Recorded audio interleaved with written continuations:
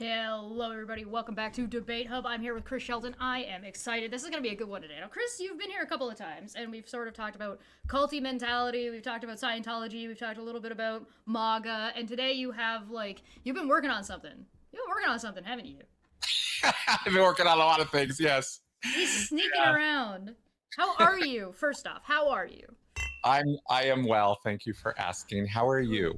I'm confused, a little tired. I don't understand what's going on, and I'm hoping you're gonna be able to shine some light for me in my fog of what the fuck are we doing? What the hell's going on, right? What the hell's going on? Yeah. Yeah, Talk to me. well, okay, great. Let's talk. So first off, I guess I got to lead with saying, I mean, I don't have some big monologue planned here, but I got things, I got papers, I got things to talk about. Obviously, Trumpism and Trump and stuff is a problem. It's a big, huge problem for a lot of people. I'm here in Denver, Colorado, in literally the middle of America, and it's a gigantic, huge problem. We're not happy about this. A big orange ball of cluster. Oh my God.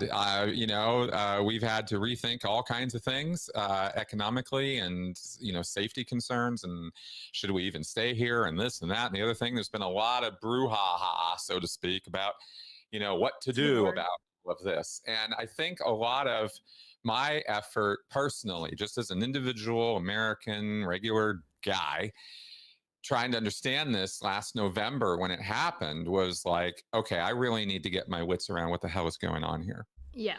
Because this doesn't make any sense, and I'm sick and tired of it not making any sense. And I'm sick and tired of people acting in a way that makes me think half the country needs to be put in an insane asylum. That doesn't make sense. Right? We're not having a mass hysteria event here. So what's going on? Right, yeah. There's no it's the Trump derangement syndrome. Like what are we doing? What is happening? So for anybody just tuning in, this is Chris. I'm Shesh. I am the master debater and host here. Chris has a history in psychology and working in and studying cults. And I'm just some asshole, but I am Canadian, so I'm on the outside, looking in and seeing how America is affecting the world, with its decisions and what is America deciding to do, as well as what this government is deciding to do, right? Because I think that you can say there's a pretty clear delineation going on right now. The divisiveness in the country might not be what you think it is, because it seems to be its government and its people at the moment. Yes, exactly. Is this a MAGA person in the comments? This is awesome. Yeah, yeah. Yes, I do think that I am part of the problem. So yeah, so here we go, right? Absolutely. We all are. Where I'm coming from, just to be clear on today, where I'm coming from, right, is it would be very, very easy for me, simple. It would be nothing for me to take my knowledge of coercive control, which is what I have a degree in, and very easily explain Trumpism under isolation, manipulation, and control. Right? We've talked about that in the past a little bit. Yeah, cult leader mentality, right? Followers, codependency, cult of Trump, boom, boom, there it is. There's your explanation. Isn't that easy, right? But that doesn't do it at all. It's part of the picture, but it's such a not important part of the picture in the bigger picture of things. And that was what I needed, my own kind of, I gotta, move outside of that very narrow way of thinking about this issue and problem. Now, being a cult guy, I've been studying cults for 10 years now. Yeah. And that leads automatically to studying authoritarianism and totalitarianism and these kind of words we throw around to mean too much overwhelming control of individuals and populations, right? Yeah. A power imbalance. Yeah, exactly. A misuse of and abuse of the power. If there's one thing all cult leaders have in common, it's that. Yeah. They're misusing and abusing their power. Right.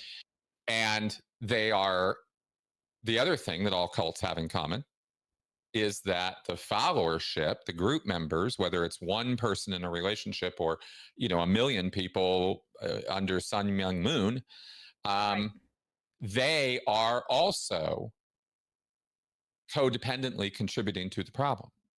Right. Without in any way lessening the fact that they are being victimized and lied to and deceived. You understand?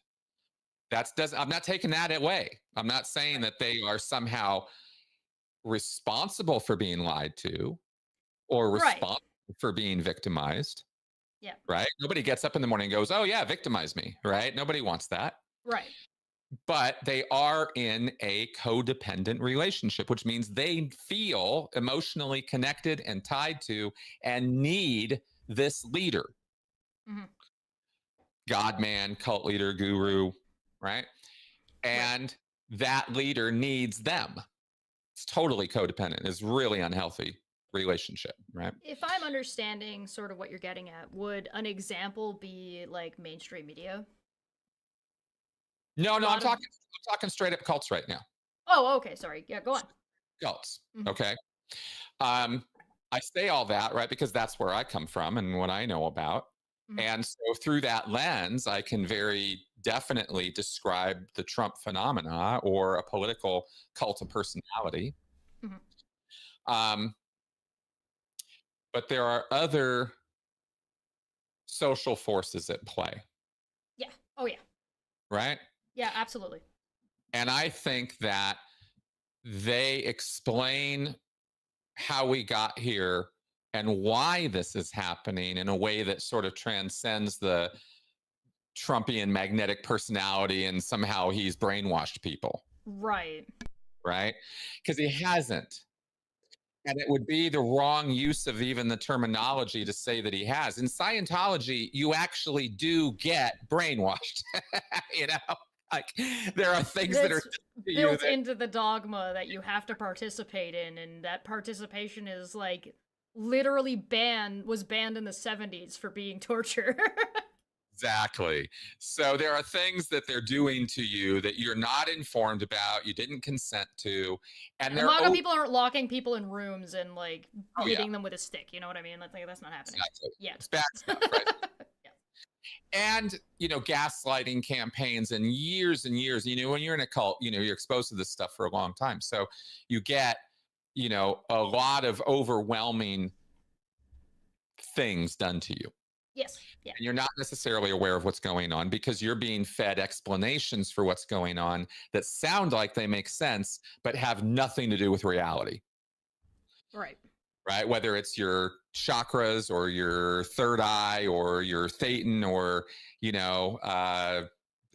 body thetans or whatever it is that the cult is feeding you as the explanation for, all these feelings and things you're experiencing. The fact of having experiences is real. Mm-hmm. You're right. The interpretations of it is what's the bullshit, right? Right. So that's your cult sort of model, and it loosely, very, very, very loosely applies to a subset of Trump followers. Yeah, sure, yeah. You have your red hats. You have the guys who are running around with the flags and their yards full of stuff, and the January 6ers that would actually participate in violence. Yeah. That's right. There's a radicalization element. There's a identity issue where they're identifying with Trump, and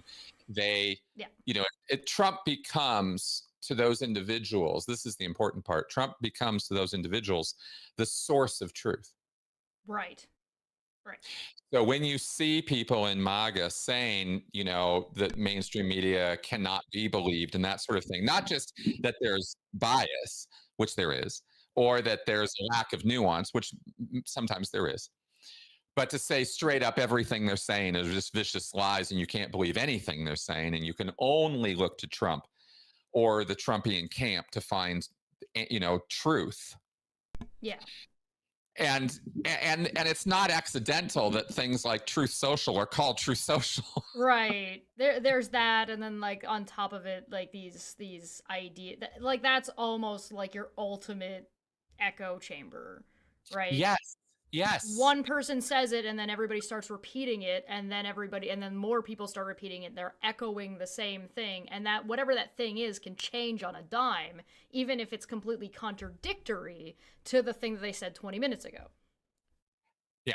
Yeah. Mm-hmm. So okay, so I wanted to say all that to kind of acknowledge the fact that there's a Basically. cult. Yeah. And I get to say that because I know all about cults, right? And I have the education to determine that. That's my jam, right? That's what I know about. So so I get to talk about that. But I felt continually frustrated over the last many years trying to explain Trumpism using that model. Okay. Because it doesn't really totally fit. It only fits for a small subset. And the more you talk about it, the more pissed off you make the rest of the people who aren't in that cult. Right. Plus, you're pissing off the people who are in the cult, because people who are in a cult never, ever acknowledge that they are. It's just a given. You can't use the word and have a conversation with somebody who's in a cult. They're just not going to go there, and they're not going to give you that. So you're automatically making them mad at you, right? Yeah. So there's not really a lot of productivity to be had in talking about Trumpism as a cult. it's helpful to some degree within the subsect, but not necessarily for overall conversation if you want to talk about politics. Exactly. And telling me that I'm in a cult is fascinating, because I want to know which one. I want to know which cult you're in. Mine. You're in my cult. Yeah. So okay. Welcome. But let's take a look at now the bigger picture, because I went, okay, fine. So if it's not all just a cult, and it's not, and there are other social forces at work, and and it was the economics of it that started kind of getting me thinking, and the global picture. And a lot of people don't stop and take a good amount of time to get the global picture. Yeah. It's a big one. It is. Yeah, it's really has to do with our day-to-day, right? Yeah, it's one of those things that it's sort of outside of the scope of what most people deal with on a regular basis, and also is labor intensive. So, like, if you want to learn about geopolitics and learn about other countries and how they view you, first off, you kind of have to understand where you're at. Then you have to understand where they're at. Then you have to understand this people, these people, these people, these people. And it's like, it's very overwhelming. And it's like, a lot of people don't have time for that. And not in this economy. Well, exactly. And so they don't understand our economy and why it is the way that it is, or what made it the way that it is. And yet the economy has everything to do with people's happiness, mental health, livelihood, quality of life. All of that is wrapped up in the economy, and has been forever. At least in our lifetimes, and those of our parents and our grandparents. And that's kind of how far back some of the problems that created what we have now go. And it's relevant to know about some of that, because you can never understand why people feel the way they do if you don't understand where they're coming from and what's been happening to them. And we on the left really pride ourselves on doing that for minorities. Sure. Unless they share our skin color. Then we really suck at it. Sure. And that's just something I've noticed over the years, is any minority has rights, not more rights, but more attention. Yeah. There's a lot of focus put onto things like that. Yeah. And that alone is a catalyst for people to feel ignored and victimized, and take on a victim narrative. That's right. Yeah. There are other reasons they take on the victim narrative, though, and that has to do with the economics. But when the media attention is oversized on this group or this group or this group, and only villainizes, the white people, right? Then the white people start going, what the fuck? I think it's that idea of when somebody else is getting rights, you feel like you're getting less, even though you've lost nothing. Because now you had an advantage that you don't have, so the only thing you've actually lost is an advantage that you weren't due in the first place.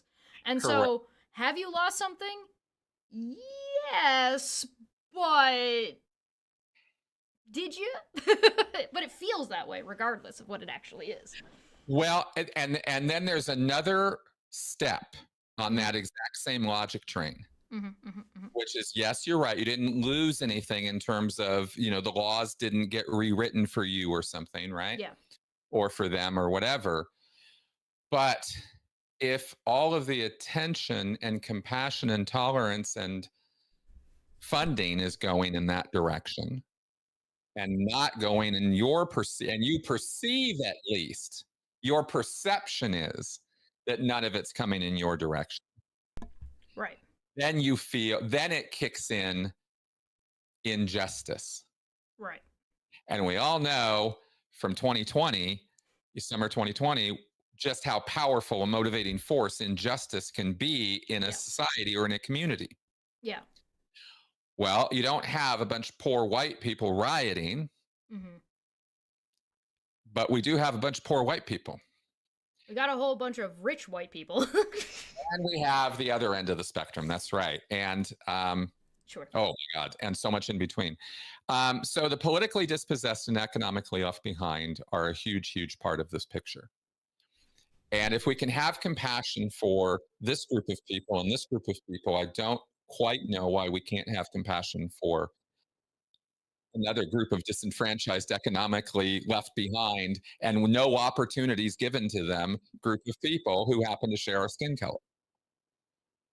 And I don't, and that doesn't mean that I'm in any way saying that we shouldn't have had or shouldn't have. Yeah, of course, that's not what you're saying. We did with the civil rights movement. I love the civil rights movement. This isn't my personal take on the civil rights movement or me trying to backwards invalidate it. I support all of that. But we didn't get everybody. Right. Oh, yeah. And you can't. Here's the thing about civil rights, and it's really, really frustrating, and idealistically, it shouldn't be this way. It'd be nice if it wasn't, but unfortunately, we're humans and we live in a society, so that immediately ruins everything. Idealistically, everybody should have rights all of the time, and we should snap our fingers and everybody has rights. It doesn't work like that, because there are multiple forces of people being people that make that incredibly difficult, and yet they need to learn acceptance. They need to learn that your beliefs don't necessarily matter to the way somebody wants to live their life, because that doesn't affect you or doesn't harm you in X, Y, or Z way. But that is steps. You don't get everybody having all rights all at the same time. You get, okay, here's the largest minority. Here's the next largest minority. Here's the next largest minority. There's a reason why gay rights came before trans rights. There's a reason why women's rights came before gay rights. And it's because it's a process. Right? And it's not, like, it would be great if we could just say, hey, everybody gets civil rights. That would be wonderful. Unfortunately, we can't, because people suck. Short answer. Indeed. Since the 1950s era of prosperity and expansion post-World War II in the United States, since that time, with that growth, that the whole world kind of was raised up after World War II, that was still only 3 out of 4 people. You still had 1 out of 4 in America, subsistence, poverty, not being able to take advantage of or even be given the opportunity to take advantage of the American dream. Yes. So 3 out of 4 were getting it great, but 1 out of 4 weren't. And that's a lot.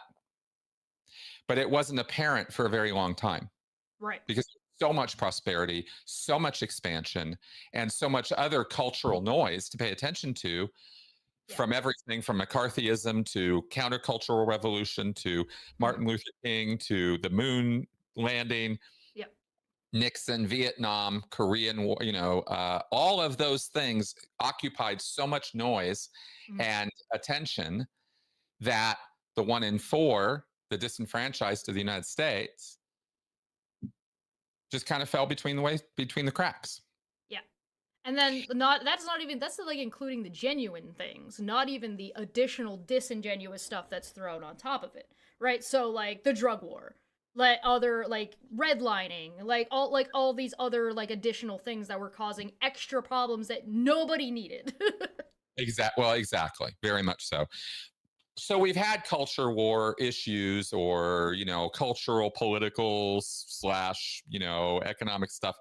There's always stuff you can look at and point to and go, noise here, noise there, noise here, noise there, and Yes. things happening, right? But that 1 in 4 is kind of an important thing. And as time has moved forward through the 50s and prosperous 60s, and then we hit what was called stagflation of the 70s, where inflation grew and unemployment grew, and nobody really totally could figure out exactly why, because it was breaking all the economic models. And we were having an oil crisis, and there were two, in fact, and a bunch of other stuff. I've been reading about all this stuff lately. That's why I have all this stuff at the top of my head. Normally, this isn't my jam, but this is stuff to know about, because the 70s is the turning point. The 70s is the time when neoliberalism comes kicking in. When the free market idea, when no, let the markets decide. No, let's deregulate all the economic institutions. Let's deregulate mass media. Let's deregulate Wall Street. And what happens? Well, an awful lot of prosperity for some. Yeah, right. Who are able to jump onto this, but this is when the inequality, that the massive amounts of inequalities really start kicking in. Right. And that has everything to do with generational poverty. Generational wealth and generational poverty, Exactly. right? It's both. So which exactly then you're doing one of these, and that gap gets wider and wider and wider and wider. That's right. And that's been happening for the last 50 years. 50 years of widening gaps between the 1%. First, it was the 10%. Now it's the 1%. Right. And the rest of everybody else, right? And it jumped from 10% to 1% really fast, because these kinds of things are exponential. Yeah, it kind of did. And a lot of the phenomena we saw through the 2000s and 2010s was that gap of the 10% widening, and that 10% becoming more what we think of as middle class. Right. Gentrification, for example, right? A lot of this is also like it's less race related, although it disproportionately affects minorities, but is very class related. It's very much a class issue, but it's this. People are stupid, and so they'll be like, well, I see that rich guy and they're a rich white guy, and I'm a white guy, I could be rich one day. They identify with that easier than they identify with their neighbor who's suffering the exact same fucking thing. Oh, well, sure, of course. Well, the other thing, of course, is there's a longer term. There's an even longer term picture, which is selling America on selling, and making and turning people into salespeople across their entire life. And this was concurrent with the rise of multi-level marketing, and that book, How to Win Friends and Influence People, by Dale Carnegie. And let me get a link to it. Sorry, what was the name of the author? Dale Carnegie was the man's name. And he, anyway, it's just kind of, why are we so obsessed with selling and having things and all of that? It all goes back to that. But I get ahead of I'm moving bigger than I wanted to. Oh, you got too far. Turn around, go back. So anyway, I just wanted to point out that stuff about the finances, because it's only because the 70s is where it starts. The 80s is when we have greed is good. If you all remember that, or if you don't, check it out, because it was the motto of the 1980s. I was there. Oh yeah. Greed is good. It was the absolute attitude that just took over Wall Street and investment management and arbitrage and venture capital. And all of this stuff became like these industries during this time, as I recall. And and that attitude's never really left. The greed is good thing is still alive and well. Oh yeah.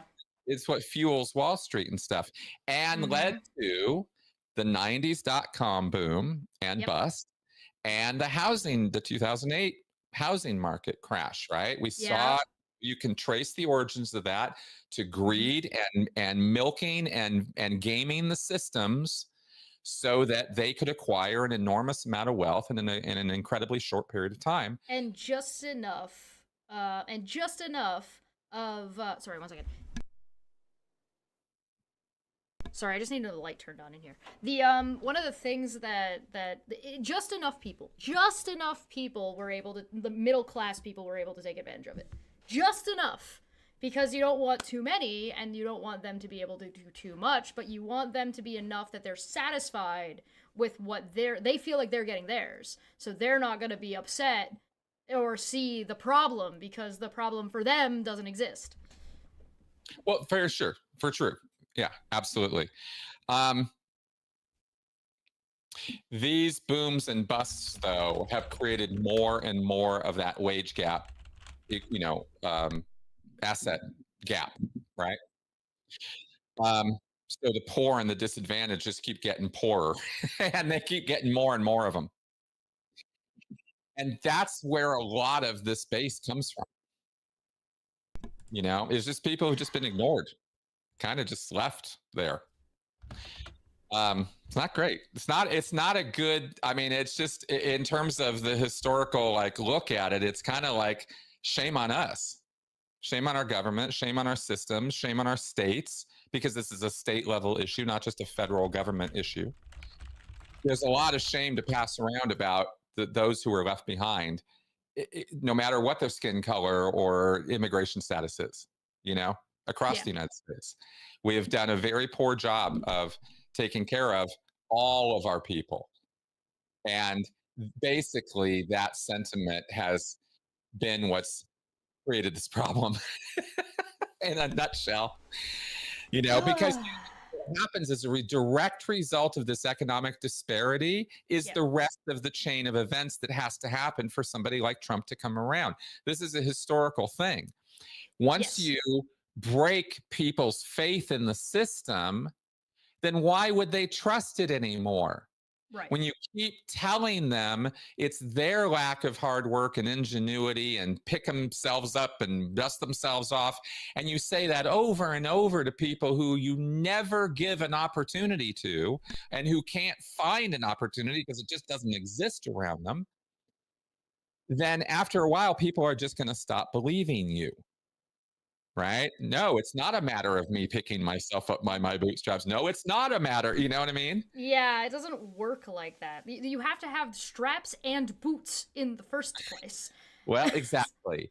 And when the people, and then to learn, as any of us who have experienced the feeling of betrayal before, right? And to then learn that the people who are supposed to be helping you are in fact getting rich off of your tax money or the opportunities that they're taking from you so they can enrich themselves, your representatives, your congressmen, your local business people, your, the international folks, like all of the people above you.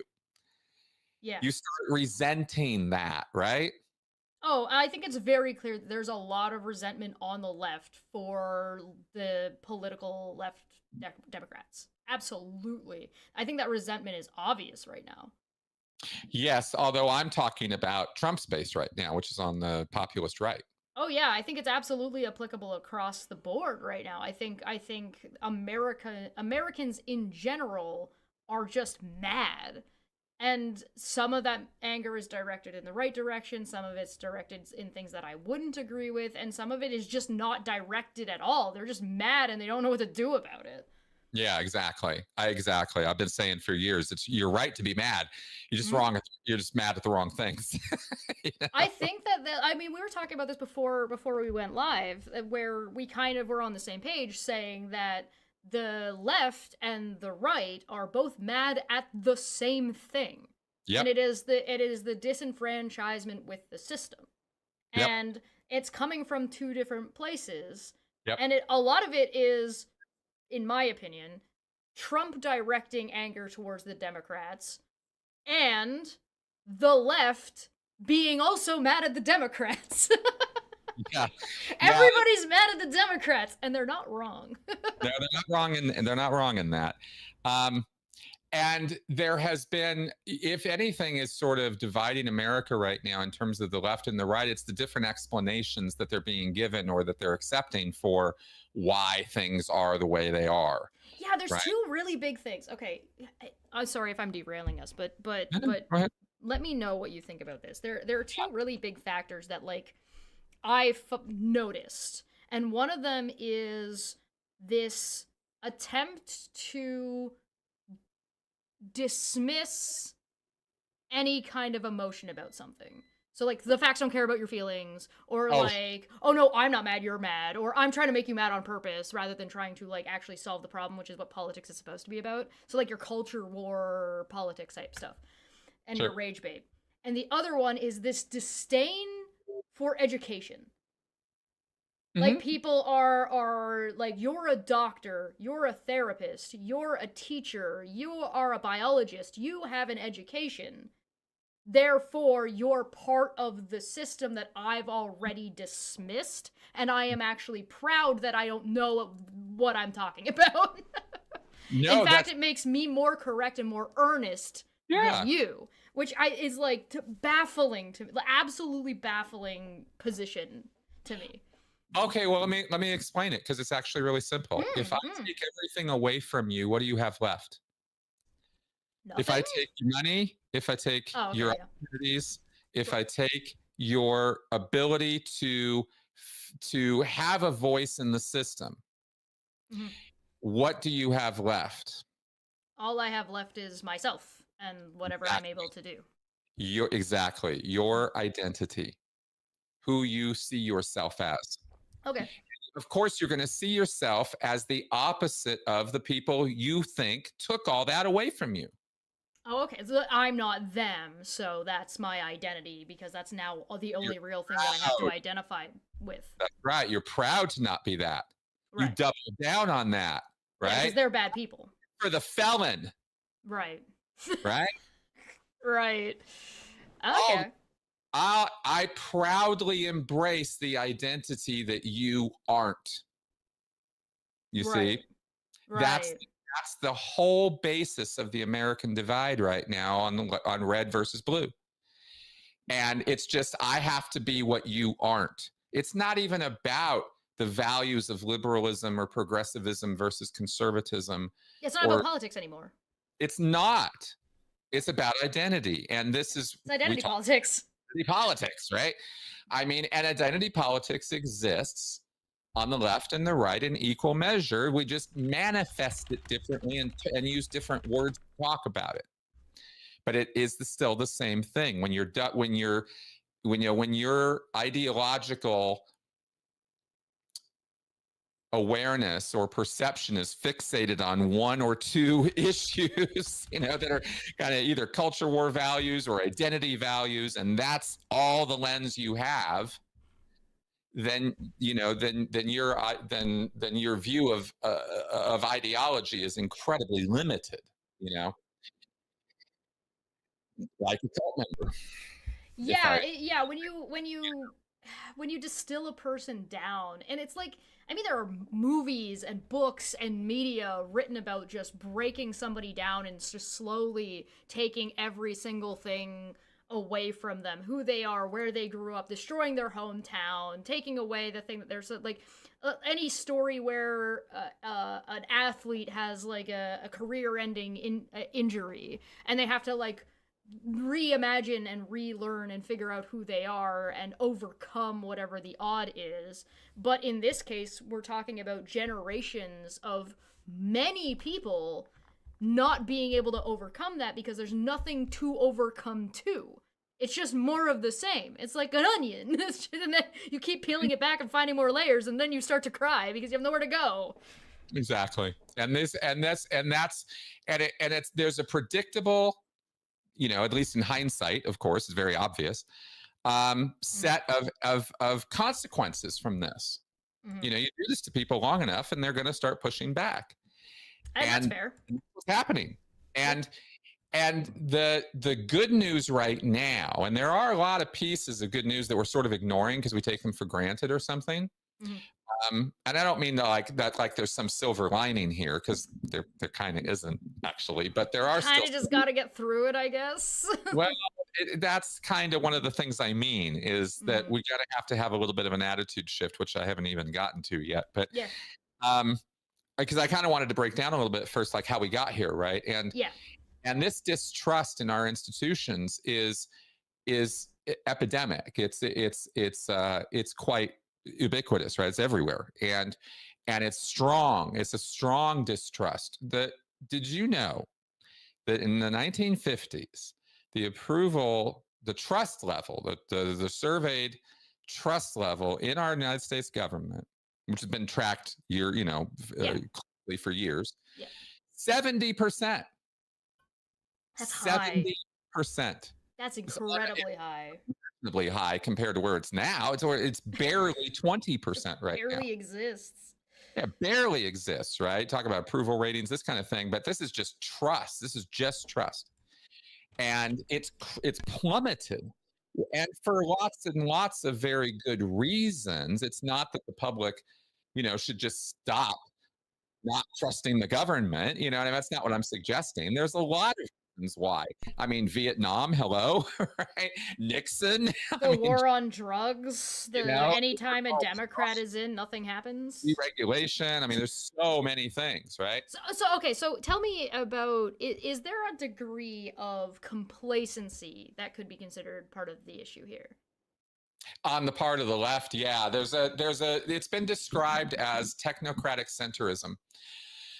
Is a term I guess I could agree with, right? Because America doesn't really have much of a left. We're pretty right wing, right? Our center is. I was having this conversation like last week, and I was just like, "What center? You guys don't have a center anymore. Yeah, your left is right. What are you talking about?"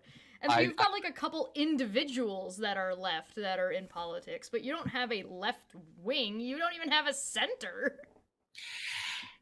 I'm aware. I'm sorry.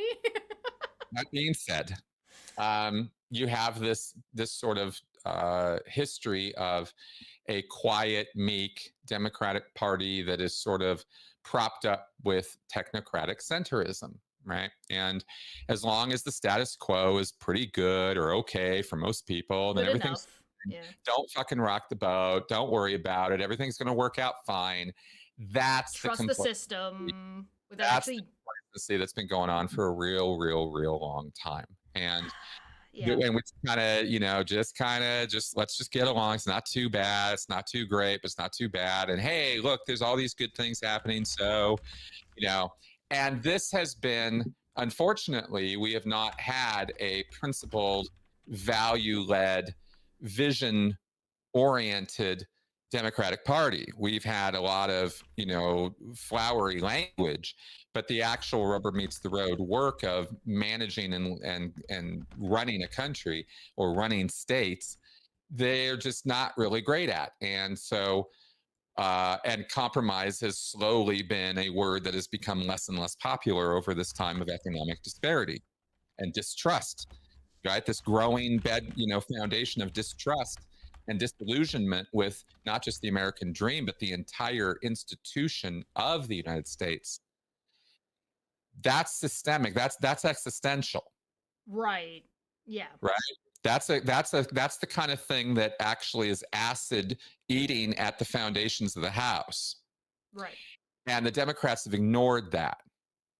They used to be working class, right? You pro-union, pro-working class, like let's get people working, let's get people earning, let's get America great through that. And there was a time where that was the formula that was working, right? But America's not a manufacturing giant anymore. They stopped doing that. Well, and that was intended. Like that was part of the plan. Part of the plan was America was supposed to move away from manufacturing and move into scientific advancements and advanced technologies and move into a higher educated job field to lead the world. That was the point. But then it felt like you just decided to half do that and half not do that, and people kind of just forgot, and now you're like, we want mining jobs again, and we want children working? Like, there are states right now lowering the age of education because they're like, we don't have enough immigrants. Well, exactly. And what is happening? Well, here's what's happening there, okay, is when people are faced with a situation that they can't do anything about, Sure. are disenfranchised with their current system, so they have no reason to want this system as it is to continue existing. Sure. Not necessarily anarchy is a solution. People don't jump to anarchy as the first thing they want. What do they instead almost always tend to do? They want to roll back the clock. Yeah, go back to the comfort zone. They want to go back to when it was great. Because we all remember when it was better in our lives. But we don't. That's the other thing. Do we? Because there seems to be a very stark disagreement on when things were better. Only amongst those who really weren't there when it really was great. And by great, I mean better than it is now economically. Yeah, but better than it was now economically was like 6 months ago. you a house, you could get an education, you could get your kids educated, and you can have a better than average certainty that you were going to be safe and secure. Yeah, but then we're going to have to talk about something that's going to make a lot of people uncomfortable, and it's women joining the workforce made a really, really, really big change to what they were allowed to be paid, and caused a really, really big problem because now there were 2 household incomes. And yet now, why didn't women not have the same buying power doing the same work? And so why do now nobody has a job or has enough with 2, 3, 4 people are living in renting houses and they've got 3 Well, roommates. that's how bad the income inequality is. I mean, the wage gap and not wage gap because that going to bring other disparity. But the disparity, exactly, the economic disparity, right? I've been calling it the wage gap too. Don't feel bad. When I'm talking about income, not income, but economic disparity, I'm not just talking about wages. Right. Oh, yeah, it's about buying power. Yeah, we're talking about also who has the assets, who owns the houses, who owns all the manufacturing, all the stuff, right? Yeah. Is it, and when it's concentrated to a small number of people, which is where we're at now, or, and rapidly. That's why trust busting was such a big worse. Well, that's exactly right? But when you weaken those controls and you deregulate the government's ability to define the channels and keep people on them, this is what you get, right? Is you get unbridled greed. And you get that, and this is what I mean when I'm talking about complacency. The people who have benefited, and I mean like the individuals, the voters, who have benefited from Social Security and have lived comfortably are like, well, we don't really need Social Security. I never had to use it because it's something that's happening in the background. They don't even really understand like what these safety nets were for, and then they just borrowed from the future, and then dug a hole for everybody else to fall into because we're just like, great, now what do we do about it? Yeah, there's a big problem with any government anywhere in the world with generational maintenance of intent, right? Yeah. You can start something in one administration, but 2 administrations later, it could be, that great piece of policy or legislation could maybe carry on, maybe be corrupted or twisted or canceled altogether. Yeah. And then 2 generations after that, you're like, why did we do that? Well, because some jerk got the idea that it's one of the things that I find so absolutely frustrating about Canada's current election, because we have federal laws in place, and a lot of times the way a federal law goes into place is because the provinces have ultimately already agreed on it, particularly if it's a social issue. So particularly if it's like gay marriage, for example. And our Conservative Party is like, no, that power should be with the provinces. And it's like, one, it already is, and two, you're just trying to roll back a federal law about civil rights for people. So what, one pocket of the country can just ignore a whole group's civil rights across the country? Like, that doesn't make any sense. That is what are you talking about? Yeah, exactly. Well, that's throw bricks. That's the kind of societal injustice, you know, right, that just rankles, you know. And I mean, an argument could be made that this goes all the way back to Reconstruction, but you know, to the 50s.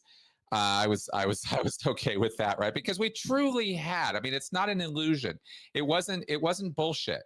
America and the world experienced an incredible period of growth and real economic parity, and people just had better lives post World War II. You know, for a generation or two, it was just a really, it was great. It wasn't great for everybody, though. And the seeds of that ungreatness is what grew to create the problems we have now, right? That's the whole point of moving forward and making progress and being like, listen, it's great to be great. Can we be better? Exactly. And I think that America has kind of forgotten about that. America's kind of been like, no, we're already at the top of the pile, so we don't need to fix anything. And so any of the fixes that are going on are more destructive than constructive.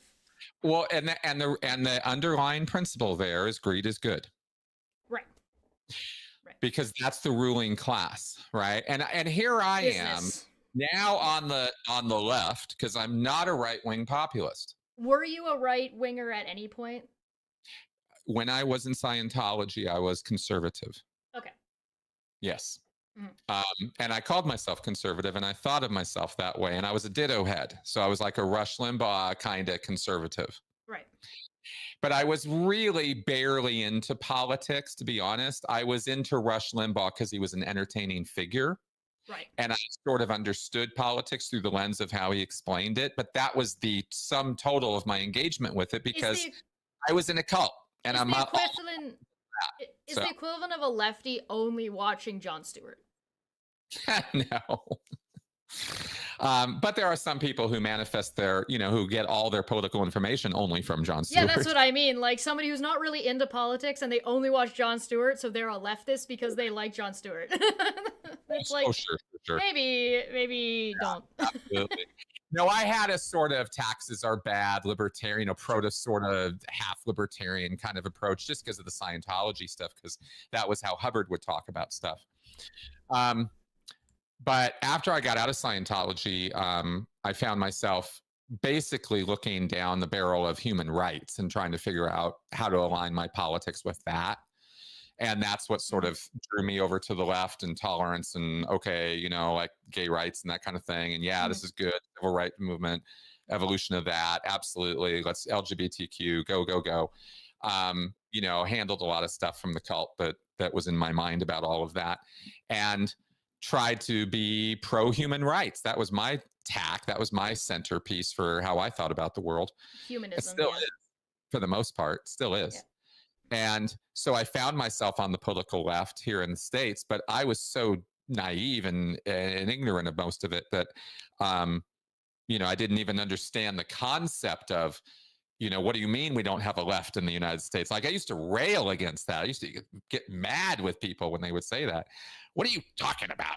Just because I didn't yet have the left is more than just civil rights. Yeah, a lot more. And all the way over to, communism, right? You got cults on the left too. So anyway, it's just taken a long time to get my head around all this stuff. And and that's fair. It's a lot. It's taken me a long time to sort of have an idea of what I'm talking about. I was studying politics before I was on YouTube, before I could even and I didn't even talk about very much politics for when I first got onto more commentary YouTube stuff. So you don't hear me talking about it nearly as much. And so now I'm far more involved, but I didn't start talking about it until I was somewhat informed about what I was talking about. Right. But I'm also Well, not educated in it. I'm not a poli-sci student. no, I always lead with that too. I'm not a poli sci guy.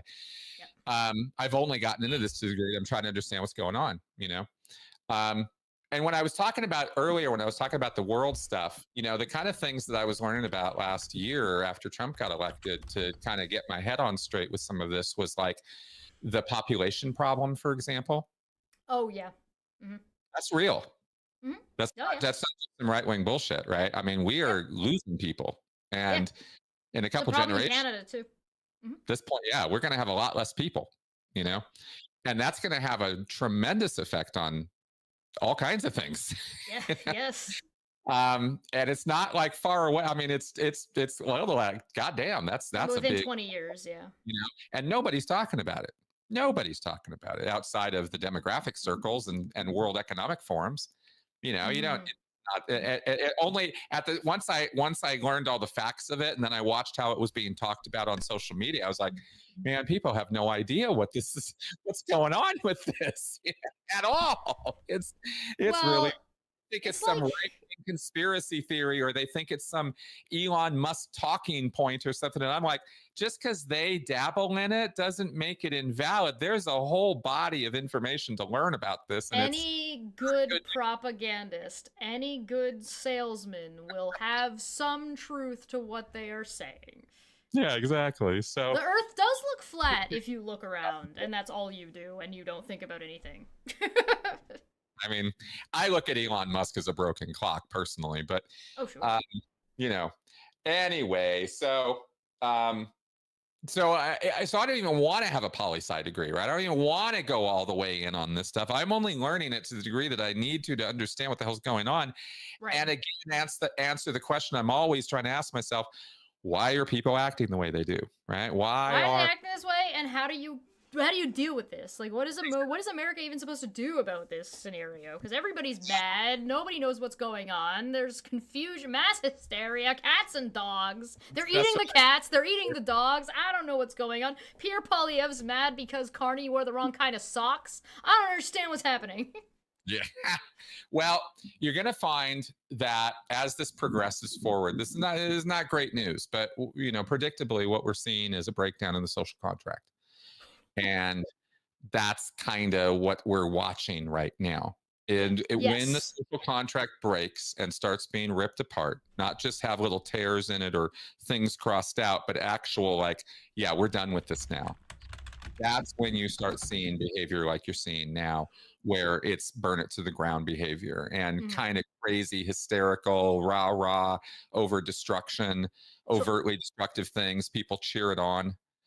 That's where that comes from, right? It's a sort of a gleeful sort of thing. I think that's a little bit more of a cathartic thing. Well, it feels that way in the moment, but it's not cathartic. It is the opposite of that, you know? But it feels like it. That's why people do.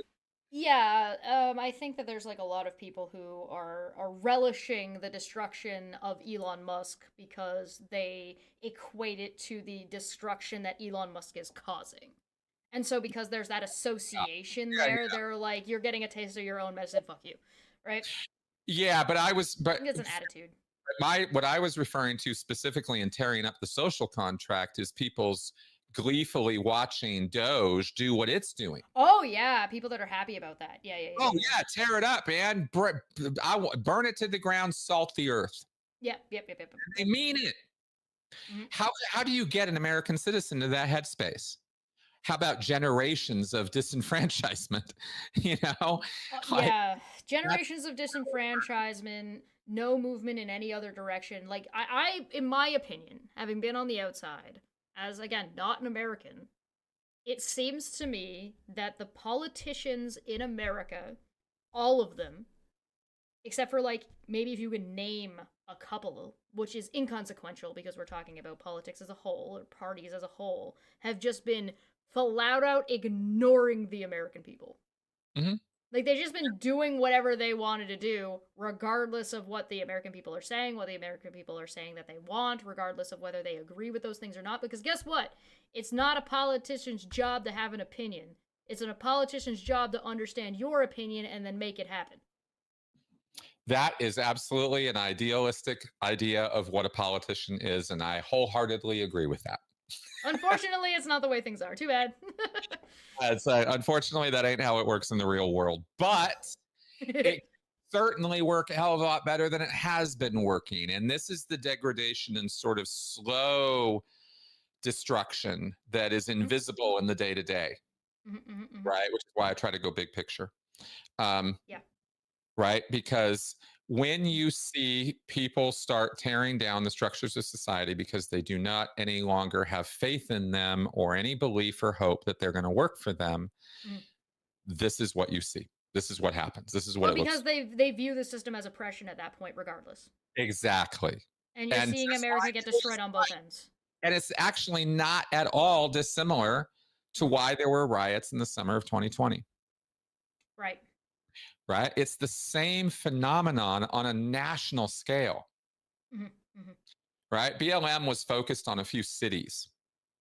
Portland, Seattle, Minneapolis were hot spots. Yeah. This is nationwide. Yeah, it's only a matter of time before the protests that are going on right now turn into riots. Like, well, there predictably could be radicalization and violence. We hope it doesn't go there, and it doesn't have to. But if the left doesn't get their head on straight as to how this has all been happening, they're going to act and do the same things that MAGA is doing. Yeah. Because you're boxing people into a corner.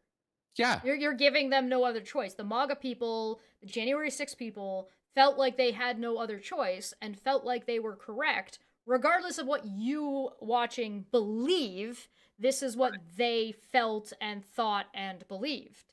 And if you can't acknowledge what these people think, feel, and believe, you're never going to get anywhere, because you have to understand where these people are coming from to be able to communicate with them at all, or even find common ground.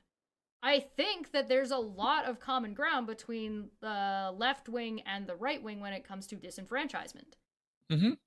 Exactly. That's exactly where. Thank you for saying that, because that's where all this goes. That's exactly my conclusion on this. Is look, actually, the truth is, we have way more in common with these people than we imagine we do.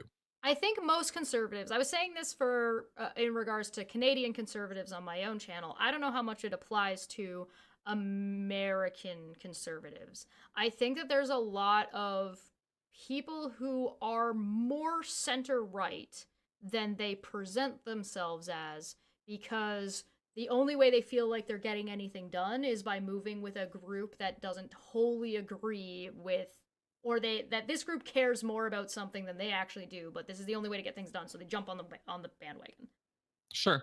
So I don't think most conservatives care if other people are gay. Like, I don't think they actually care. Of course. Like, no.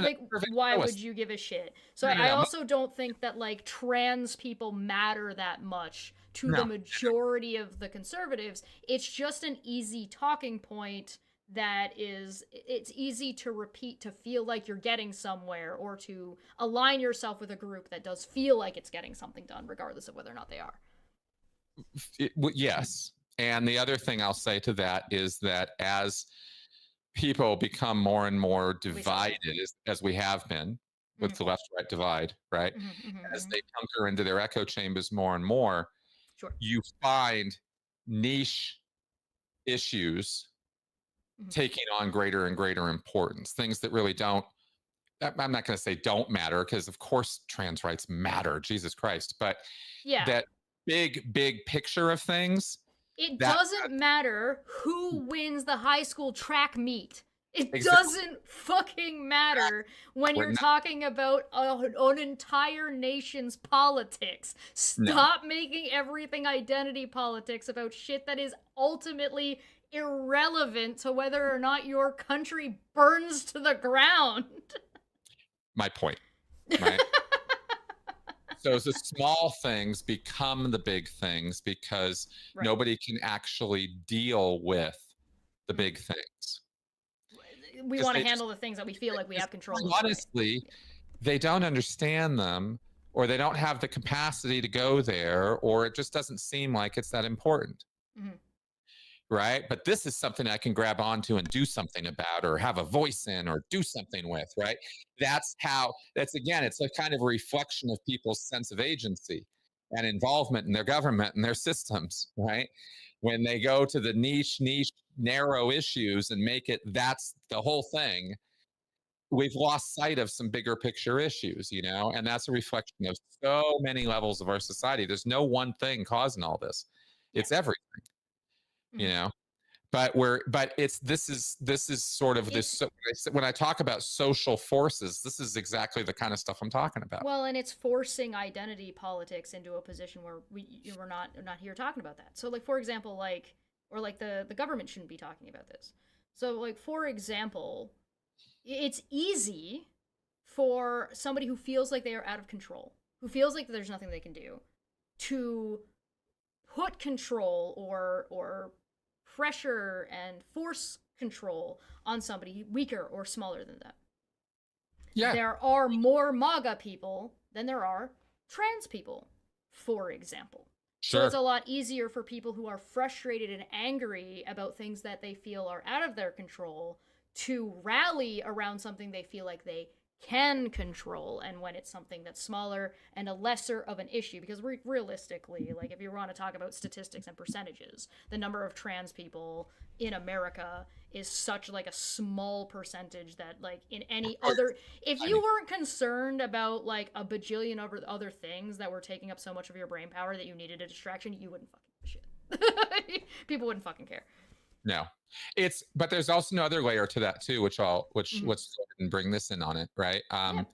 The other layer of that is moral outrage, and the moral outrage is how you keep people riled up and how you keep people united and together on something, right? Is you make it a moral outrage, and a real binding glue underneath the surface of a lot of the MAGA world, not all of it, but a lot of it, is evangelical belief. And an idea that America was great because it had God at the forefront, right? In God we trust and all that kind of stuff. It's very 1950s kind of thinking. Oh yeah, you can look back at any kind of time like this and you will find like the stupid little shit that everybody's rallying around that does not matter in like a global political scene. Well, exactly. But the point being that it is something you can rally people around. And if it connects with their moral foundations, then they'll die for it. Yeah. Oh yeah. Yeah. As soon as they think it's like as soon as there's righteous indignation and. Well, for these folks, the very existence of an glorification, air quote, of anything having to do with LGBTQ, much less, not just trans, but LGBTQ, period, is a glorification of Satan, of the perverse, of the corrupt, of the moral degradation of our society, of the breakdown in the family unit, of the breakdown. Dungeons and Dragons is the devil. Do you hear how silly you sound? It's satanic panic. It's the same shit. Same shit. But it's great for unity and cohesion in a time when people have no faith in their institutions or the government. So it's a populist effort, really. It's a populist moral outrage that Trump is taking great advantage of. On the left right now, that same phenomena is happening with Tesla. Yes. It's the same phenomena. One of my favorite things about this Tesla upset right now is everybody, this isn't just America. I want to be clear. People who are watching, it is not America. It wasn't even the first place to damage a Tesla building. I'm pretty sure the first place that did it was France, because France is aggressive as fuck. They don't give a fuck. And then it was France, and then Germany, and then America got onto it. So, like, this isn't like an America thing. It is like, this man is hated around the world.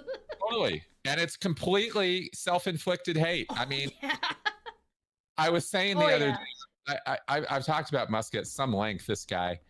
I love I love and hate talking about him, so I'm not sure how much I want to do on this, but I will say that there was a definite Schadenfreude in watching him get trolled on online gaming. Did you see that video the other day of Musk?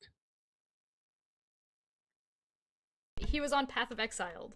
Yeah. And he was playing the tutorial boss, and he kept losing, and he just got absolutely bullied until he rage quit. Harshly. It was mean bullying, and I was there for it because goddamn, fuck that guy. And that's exactly what I'm talking about. Right? I'm not immune to this stuff. Like there it is, you know. Right. But it feels like I can't go talk to him. I can't go have any effect at all on Doge or what he's doing. My voice is absolutely meaningless. So the Tesla is just the proxy. Mm-hmm. Yeah, exactly. You know, I can hurt the Tesla, but I'm really trying to hurt him, right? It's the same damn thing. Yeah. And in that sense, it's almost well, I'm not even going to go there. It's just awful all around, but it's just what people do. Yeah. You know, so it's the little stuff. See it on the left and the right is, let's hurt the proxy because I can't hurt the real thing. And that's a phenomena that is encouraged during times of intense injustice. People feel like we're living in a time of great injustice, and they're not entirely wrong. Like you've got these, like another example, right? So like you've got the trans issue, right? But you've got other issues, like for example, the male loneliness epidemic that they're calling it. That like, oh, young white men are incels forever. Mm-hmm. Oh, we lost. Oh, I thought we lost you for a second. No. So it's the same kind of like these men feel like there's an injustice, and they feel like there's an injustice, and there's a market for that, and that market feeds into that toxicity, how true it is or is not, right? But the reason that these men feel like there is injustice is because they don't feel like they're being productive in life. They don't feel like it's fair to get education because they feel like they're getting gatekeeped out of it by minorities. They feel, or by women, or by like things like DEI, or things like critical race theory, or whatever they think is causing the problem, when sometimes the simplest answer is you're not good enough to get into the school. Or women don't want to sleep with you because they know you don't like them. Well, sure, exactly. It's a self-defeating movement for sure. It's based in self-loathing, by the way. I mean, as far as I'm concerned, I've been down that incel rabbit hole. And it's a dark place. But it's somebody I was just watching. Oh, Josh Johnson did a fucking stand up on this just yesterday. Yep. Very good. So I'm not going to very funny. Points. Go watch it, but it's really good. He makes a very, very good point about incels and the fact that the reason Andrew Tate and these guys latch on to these young men is because they're the only ones who are giving these guys any guidance at all. Yeah, no, absolutely. There's no other option. So you're boxing people into a corner. So it's the same, and then they jump on, and then those people then jump onto the thing, they glom onto something that they think makes it feel like they're getting something done, even if they are or are not, or if that thing is constructive or destructive, right? So like you've got the incels jumping onto the MAGA movement because it goes in line with making them feel better about wanting to have a job, wanting to have a traditional wife, wanting to hate trans people because fuck trans people, I guess. Because these women, there are less women. Women are weaker, so it's easier to hate on women, right? So it's taking back that feeling of control because it's easier to oppress somebody else to make you feel that way regardless. Absolutely. And let me throw this at you. Yeah. Being a guy. I'm on board. Being in the world for 11, 12 years now, out of my cult. Yep. And paying more than a little bit of attention to social media and social patterns of, you know, and messaging and all that over all these years, right? Yep. I will say from my perspective as an American male that the only group of people who are giving young men something to follow or believe in Yeah. are these people, Yes. right? And they have options. These sales people, really. And they have options. You can pick Andrew Tate or you can pick Jordan Peterson. Those are two very different things. Exactly. So but there's like more than one. But there they are. There's the only thing you're hearing on the left. You're a toxic fucking male. Shut the fuck up and sit down. Your only job is to listen. Yeah. And that's no good. That's a bullshit message. Yeah. And it didn't work. It worked. It shouldn't work. It's supposed to work. Right. It shouldn't work. Opposite of what it was supposed to do, because it was delivered in anger. There was no sense of compassion or sympathy. And I'm not just talking about to the incels, right? Oh, just to men in general, yeah. Just straight up, you suck, right? You're part of the oppressor class and you need to shut the fuck up and sit down, right? Now, fair enough, a lot of guys did need to shut the fuck up and sit down for a minute. Sure. But to tell them that that's all that they get to do, you don't get to be part of. I can't tell you how many times I saw, you don't get to be part of this conversation. You don't get to be in this conversation. You're not good enough, strong enough, hard enough, fast enough, whatever. What do you think they're going to do when you keep telling people that? What would you do if somebody kept telling you that? You tell those people to go fuck off. Yeah. That's what you would do. Oh, and that's fair. Yeah. When you box people into a corner and then try to pretend you're being inclusive, you're absurd. You're like on the face of it, you're being absurd. So like one of the things that I've heard talked about, I've heard mentioned is that one of the problems that society that has led to sort of where we're at was the removal of like coffee shops for men. Like the smoke room time. So like back in the day, there used to be like these social clubs. Yeah, they still are. Yeah. But so there seems to be like this idea floating around that there aren't any for men exclusively anymore. And not so men were so mad about that. Yeah. Because now they were like, well, we just got forced out of our space and now we have nowhere to go, even though that wasn't actually necessarily the case. Right. I know. Right? So it's one of those things, like, it's the same as, like, when somebody says, like, listen, we're not talking to you right now. I'm not, like, I'm curious, I want to know what you have to say. Or they're just saying, listen, we're having women having a chance to talk right now. And instead, they take that as, sit the fuck down and shut the fuck up. You don't get to say anything. But that's not what was said. And that's not to say that that wasn't being said. Yeah, it was. Yeah, exactly. See, I didn't say that it wasn't being said, did I? I didn't say that. So it's like, it's one of those things where, like, because there's so much going on, that one group is going to be telling you to shut the fuck up and sit the fuck down, and we don't want to hear anything what you have to say. But that doesn't mean that every person who is like, yeah, but we're talking to women right now, is saying that to you. Right. Right. I think the disingenuous comes in when it's like, okay, well, look, you're not telling me to shut the fuck up and sit down and all that, but they did, and then the response you get is, yeah, but what did you do? Yeah, you probably deserved it. Yeah, but it's always this sort of yeah, but, and I think that on all ends of it, this is just what it is to be human. I'm not saying I'm not saying that this is ever going to change. I'm just saying because this happens, you get consequences. Yeah. And since you brought it up, it's like, yeah, this is why this happened, right? And again, it ties back into everything with the economics and the disparity and the anxiety, the social anxiety. Shifting the economic expectation without shifting the social expectation is incredibly unhealthy. What society in America specifically, because again, let's just focus on America for now.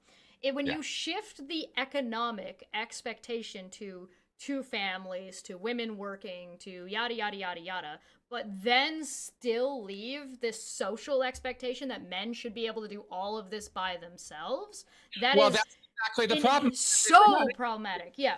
Yeah, they've been literally physically unable to do what we used to be able to do, and that's that economic disparity. And I just can't speak enough about how key that is to so many things in our mutual societies. Mm-hmm.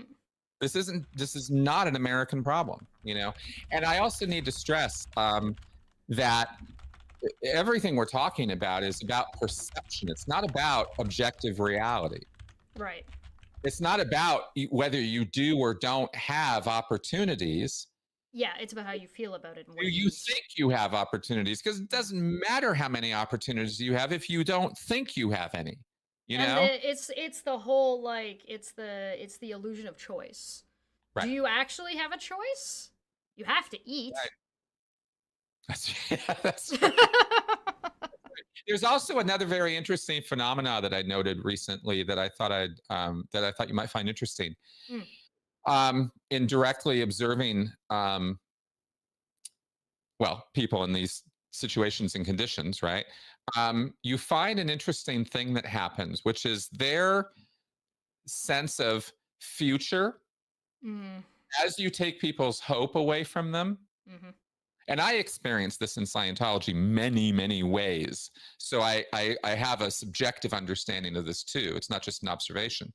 But it's interesting that the less hope you have, or the less faith you have in a future, the less you're thinking about the future. Oh, absolutely, yeah. What's the point of thinking about something that doesn't exist? Yeah, exactly. So it becomes very much, I might be dead tomorrow. So today, I think I will take this meth. I think that's one of the reasons why Obama did so well. Hope and change. He was selling a future to people. Oh gosh, yes. That didn't feel for a long time that they had one. So sorry, I don't mean like his presidency was successful, and I don't mean what he did was successful with that presidency. I mean that he was successful in being elected, and why he had big crowds and a lot of hype. Fantastic job. Obama's charisma is undeniable. Oh yeah. And he was a social media giant. I mean, he really killed on that campaign. I wish he had kept that same energy when he got into office. But he didn't. Alas. Anyway, yeah. Corporate Democrats. Yeah. So anyway, just thought I'd point that thing out about the future because it's important to understanding when we sit and rail about, I can't understand these people. They don't make any sense to me. Well, understand they're not thinking the same way you are at all.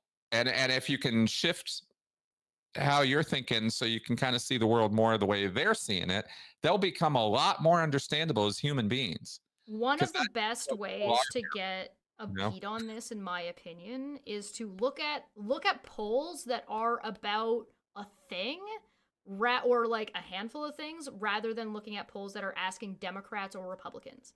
If you do a poll that says, how do you feel about healthcare? And you don't call it Obamacare, you don't call it Medicaid or whatever. You say, hey, do you think that if you pay into this, you should get X, Y, or Z? Right? Mm-hmm. Most people will say yes. Right? If you look at the way people are reacting to national parks being defunded, everybody's like, wait, no, hold on. I'm okay with my taxes going to that thing. That wasn't my problem. So you've got these things that people, regardless of where they fall on the definitely left and right political spectrum that America definitely has. If you look at the political spectrum, if you look at the political spectrum, regardless of where they fall, they will agree with things about like wealth inequality. They'll agree about wanting their taxes to go to things that are social. Like you ask them about social security type things, you ask them about, do you think this would be effective if we were to put money into it? They say yes. So when you're talking about whether or not a political system is, if you look at that, again, particularly in America, what you see is the Democrats not doing those things, and you see the right wing not doing those things. The Republicans aren't doing those things. So what you have is people in America wanting these things, and then the Democrats selling these things like Obama and not doing them, or Right. only partially doing them, or doing them to a kind of degree, maybe.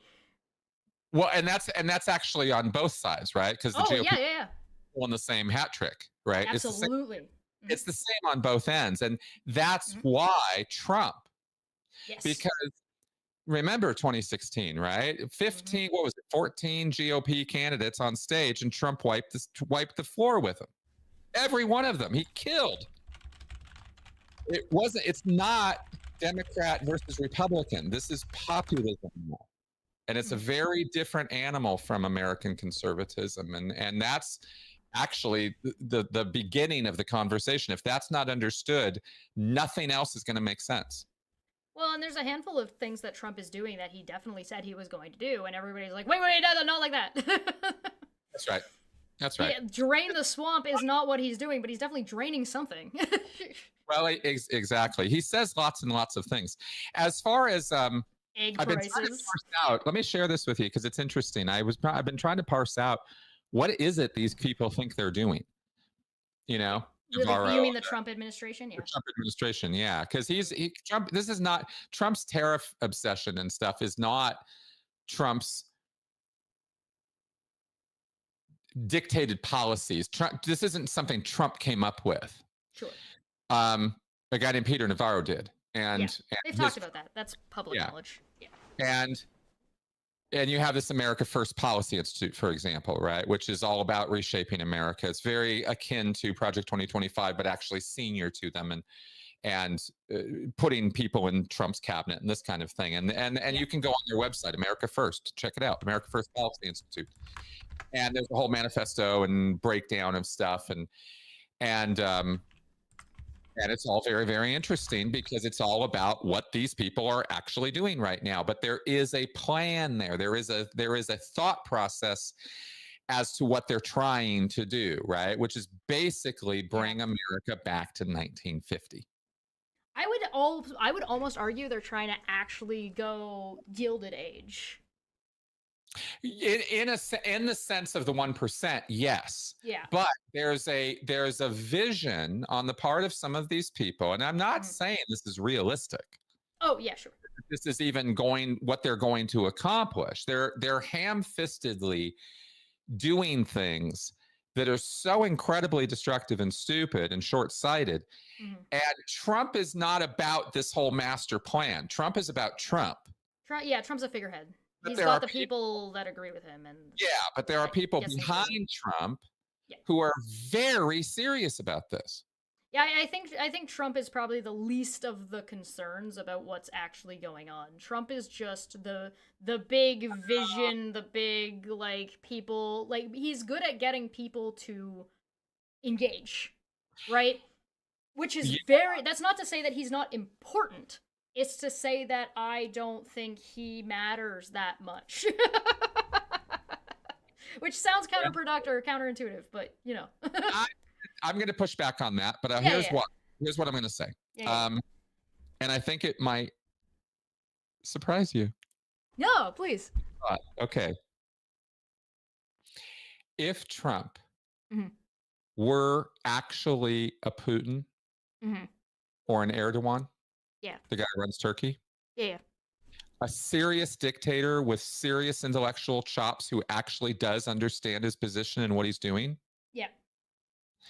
we would be in a lot more trouble right now. All of us. Yeah, I think if Trump was an actual dictator and actually knew what he was doing, one of the first things he would have done was set up war with Mexico. He might still. Oh yeah, he's still already talking about that, but now is a very different position than doing that before doing all this other shit. Right. Trump's disorders here. I get to go a little psych again here. Trump's disorders drive him. And Trump's primary disorder is narcissism. Now, I'm not a narcissism expert, but I have had to learn all about it because cults, right? It's not your speciality. It's just part of it. It's a branch of what you do. I'm not pretending to be a clinician or a diagnostician or something like that, right? I'm not a clinical therapist. but we all know about narcissism now, probably way more than we need to, or whatever. Yeah. The point about Trump is that Trump doesn't have a sense of self. He's malleable. Trump is well, he's malleable in a way, but he's disordered. Mm-hmm. And there's a great deal of emotional dysregulation there. There's an inability to regulate his own emotional feelings, right? Mm-hmm. And he's so easily bored because there's kind of no there's no there. Right. Mm-hmm. He's not operating on some vision or some plan, or there's no goal other than kind of reducing it down to what you might think of as like a mob boss mentality. It's like immediate gratification and satisfaction, or is what I'm doing right now going to lead to that? And if it's not, why the fuck am I doing it? Get it away from me. I don't want this here. I want what's going to feed my narcissism, which means I need admiration and love and loyalty and compliance from the people around me. And I need to feel like, that there's that whole spiritual. It's that transactional thing everybody's been saying about him. It's like, it's a very like instant gratification. Give this to me now. That's one of the reasons why I'm happy with the way Carney has, our current prime minister, has handled him, because he's like, I'm not feeding your narcissistic supply. I am not engaging with you until these set things are met. And one of those things was acknowledging Canada's sovereignty. And Trump bent the knee. He had to do it. He had no other choice. Carney boxed him into a corner because Carney's a fucking adult. Well, and somebody who understands that Trump admires strength. Right. He admires it. Yes. He's not sycophantic to Putin. Mm-hmm. He admires Putin. Right. And he wants Putin to admire him back. Mm-hmm. He wants, though, what Putin has. And what he thinks Putin has is the, undying loyalty and gratitude of his populace and all of that shit. And he has military parades and he's got all this extravagant stuff. And he goes, wow, I want that. Trump's the golden toilet guy, right? This is not a deep guy. I am convinced that he paints himself orange because he actually wants it to be gold. He wants to look gold. Kind of. I think it's part of his dementia. If dementia. That's a strong term to use, but sure. Anyway, whatever's going on with him. Yeah. My point is that Trump goes from event to event to event. Mm-hmm. And in his mind, it is, okay, I am here now. What's happening to me? What is instant feedback my way, right? Mm-hmm. And if he gets bored enough, like the day, okay, somebody else pointed this out, and I agree completely with this, right? The day that Liberation Day, one, he gives it a fucking name like that, and two, he just couldn't wait to get this great big poster out with all these countries, and we're gonna this, and we're gonna this, and this, and it's kind of like, if you imagine, like at this level that I'm talking about, it's like your third grade bully. And then it lasted 10 minutes. Yeah, it just goes on and on, right? Oh, yeah. What are we at now? 140? Why do people keep telling me what I think about Biden? I don't know. You have no idea what I think about Biden because you don't listen to what I say about Biden. Do you want to go into Q&A and we'll touch on this? Annoys me. This endlessly annoys me. Do not misrepresent me. It is so annoying to me. I have said many times that I am not impressed by and was not happy with Biden. We have literally been sitting here shitting on the Democrats this entire time. That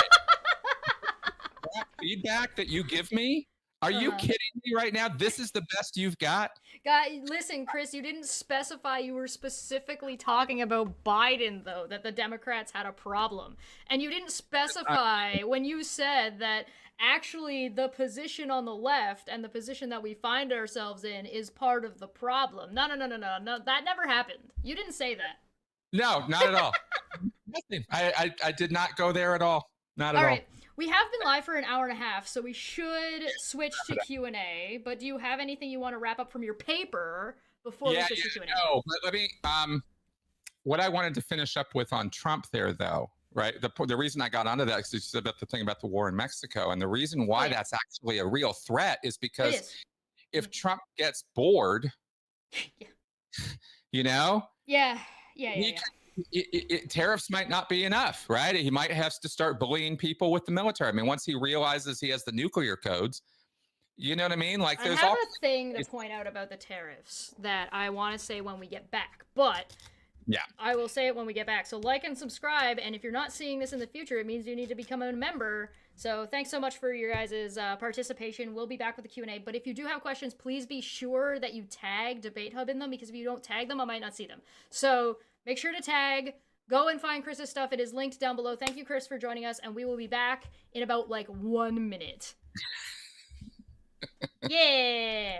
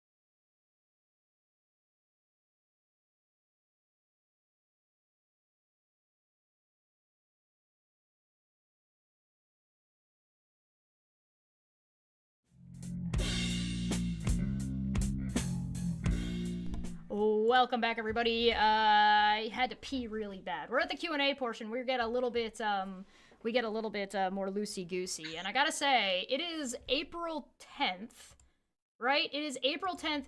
It's snowing outside. I got flurries. So, all right, I had a thing about the tariffs, right? And to me, this goes into what you were saying, right?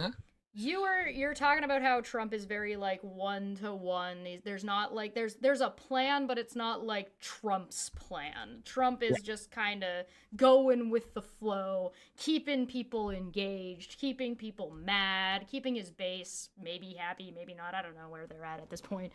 I think the tariffs are incredibly indicative of that, because he threatens the tariffs. People ask him, okay, don't do this. What do we do to avoid the tariffs? What does America want?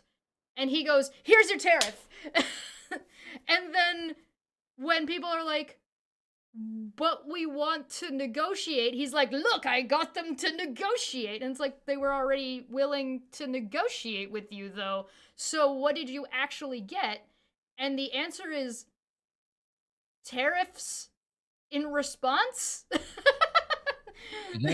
So, if you had a plan, if you were a guy with a plan, you would make the threat, wait for the response, and then be like, oh, well, we're negotiating now, and if you don't do what I want. But Trump doesn't have a thing that he wants. The thing that he wants is to be acknowledged as in a position of power, but to whatever makes him happiest at the moment. And now you're playing a game of, what do I say that's going to make Trump happy? And the answer is You have to keep guessing, and you have to keep doing it because he's just so 1-to-1-to-1-to-1. That's right. And he happens to be sitting at the desk of the most powerful office in the world. So whatever he says, you have to take seriously. Yes. Oh yeah, that's the worst. And that's what makes it the worst. That's what makes it the worst, is if he didn't have all that power invested in him, none of this would matter. But he's got all the power, and it's a tremendous amount of it. And he knows that. And his negotiation style, as we might have noticed over and over and over again, regardless of what his ghost written art of the deal says, is beat you mercilessly right from the get-go, right? To overwhelm you with force and power, and then take what I want from you. And then if you don't like it, leave you in the dust and ignore you and ruin you utterly, as Hubbard would say, if you make noise about it. And I make you guess what you think I want, because it's all just like some sick power play game, but this is global politics. And like, him and his friends are going to make a bunch of money in the short term, but they're never going to make as much money as they would have had they left everything alone, because it's not all about this pump and dump fucking scheme. It's not just some crazy stock thing. It's a much bigger thing that's going on. I think the stock thing was literally just a way to keep all the people all the people with real money that were mad about what he was doing, keep them happy in the meantime while he just fucks around and jerks off in the Oval Office. I know. I honestly, I'm not on the short term. I can't really say. I'm more confident about looking at this stuff bigger picture and sort of longer term. Day to day, trying to predict a narcissist is an effort and futility. Uh-oh. The Americans have found out that Canada owns a bunch of their banking. Uh-oh. That's one of my favorite things. This has been like long-standing public knowledge, and then Trump tweeted something out, and now suddenly it's a problem, which I find hilarious because Americans should have realized that was a problem a long time ago, and they just didn't notice. All I'm saying is that all the people who want to go to war with Canada don't understand that a lot of your money is all tied up in Canadian banks. And maybe you should do something about it. Don't mind me, I'm just a shit. One of the questions we got is from Tom. And Tom is asking, are Trump's economic policies neo-mercantilism? Mercantilism. Is that how you pronounce that? Mercantilism? Yeah, mercantile. Yeah. I am going to look that up. Yeah, I don't know what that is. Mercantilism is a policy regime that, like its historical predecessor, mercantilism, encourages exports, discourages imports, controls capital movement, and centralizes currency decisions, aiming to increase the nation's foreign reserves and enhance its economic and political power. It's interesting. I would say it has elements of that. Yeah, it's definitely got some of those things, but I am not convinced that the goal or that the result of what Trump is doing is going to enhance America's geopolitical power. No, Trump's basing his actions off of the ideas of a man whose ideas are rejected by most serious professional economists. That's a key underlying problem right now in what we're doing. Is if strong measures were needed in order to prevent disaster or emergency of some kind, then strong measures would be needed. But that's not what's happening right now. And so this is kind of a self-created emergency. So what's happening to everybody else? Yeah, exactly. And it's being made everybody's problem. And it's not that everything in the economic world is all roses and butterflies, but this whole tariff trade war thing it's madness, literally on a global scale. It's one of those things where I'm very curious about the idea of people saying this is the art of the deal, and I'm like, what's the deal? I'm fucking Jerry, but what's the deal? Yeah, Bill Ackerman or whatever can go. Oh, yeah, I just don't I don't understand the end goal. And I mean, I know that there's like a conspiratorial group that are going to say that's the point, you're not supposed to know, he's so smart, you don't know what the end goal is. And I'm like, okay, When I said earlier, but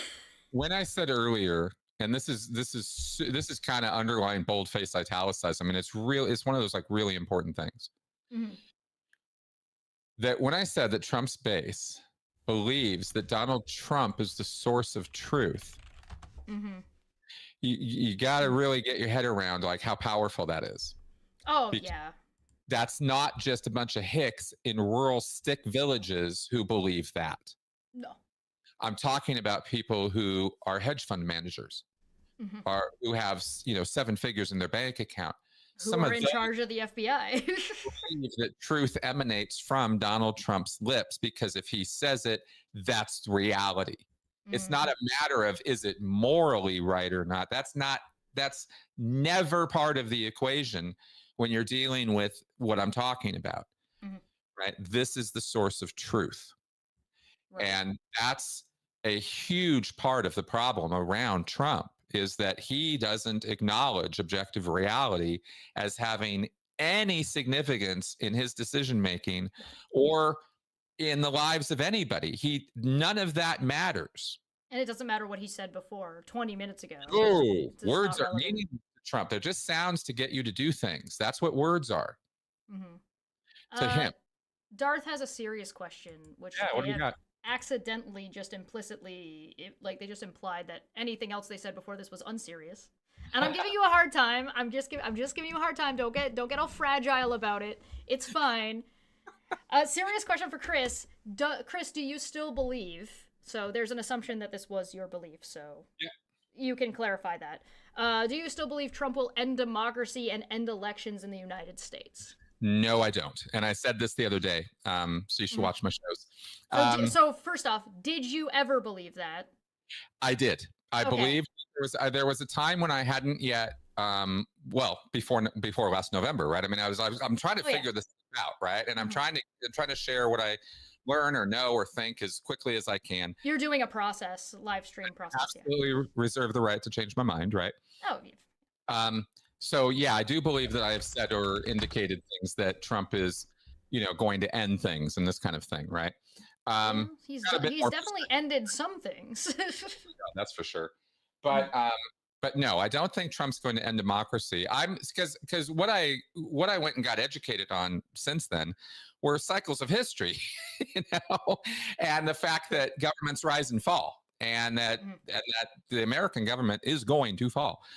Is Trump going to do it? Probably not. I mean, predictions are a dime a dozen, so I can't say for sure.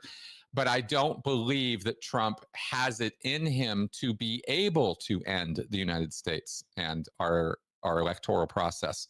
What happens with elections under authoritarian power is that elections become less and less meaningful or important to the end result of the election process.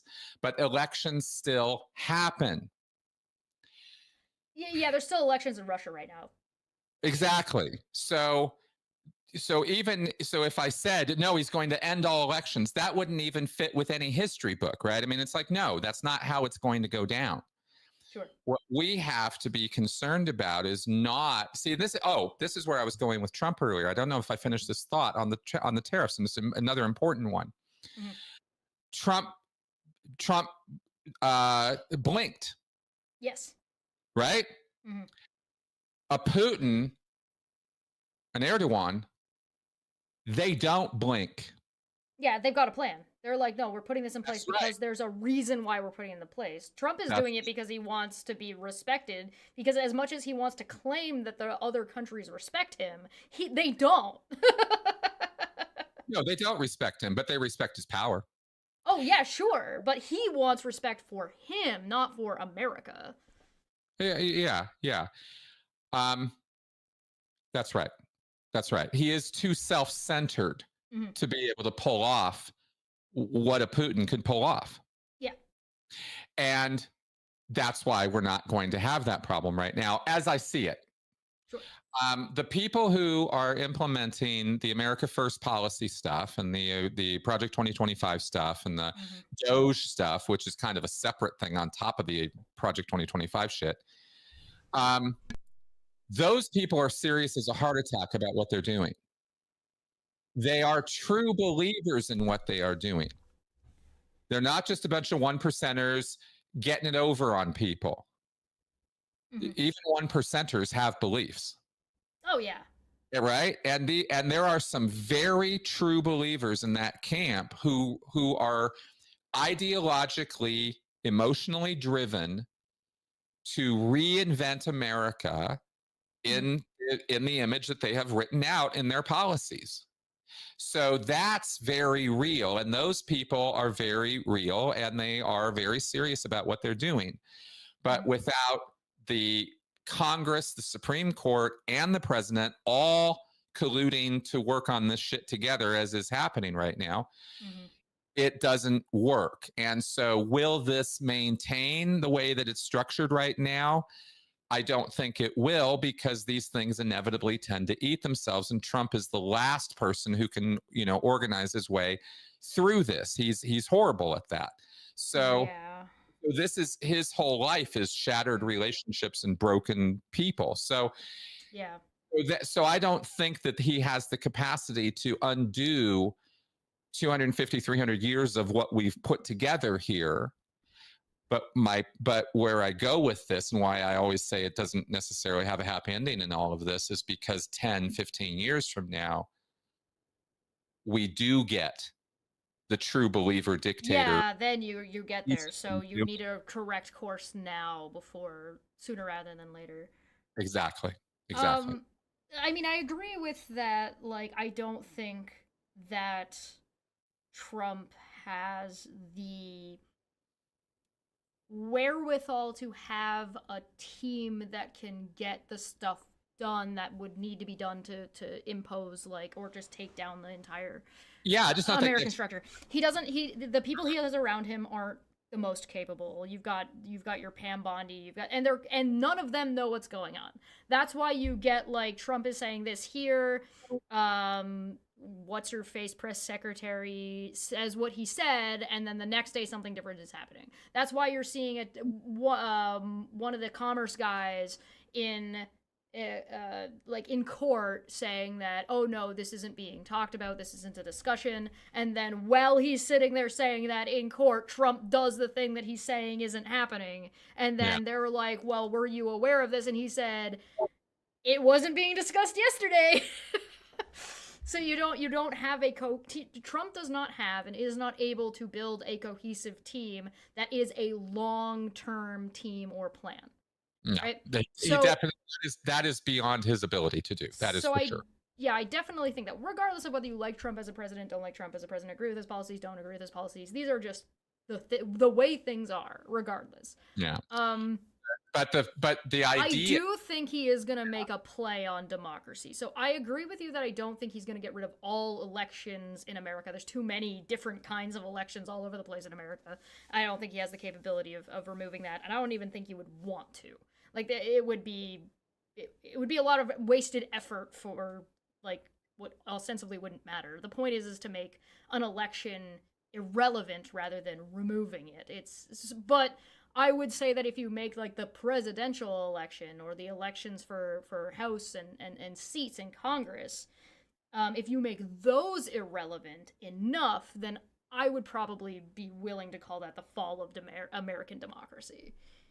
Well, yeah, that's kind of the point of suborning the GOP, right? And you all go down to Mar-a-Lago and party hardy down there and all this. I mean, the GOP is just a bunch of lapdogs at this point, and it's really quite disturbing. I mean, because that's 1/3 of our government. They're just as important as Trump in this picture, and they are just reduced themselves down to the status of lapdogs, which is, again, a downstream effect of all the years of all the bullshit, of this stuff. This doesn't just affect us. It affects the integrity and workability of our government structures, you know. So well, and your country as a whole, as soon as you start putting in tariffs and you start taking away infrastructure and you start misappropriating taxes, it's just right? been grossly mismanaged for so long, I guess is what I'm trying to say, right? That no, yeah, I would agree with that. the managers themselves are like, yeah, it's not manageable, so whatever, Trump, you know.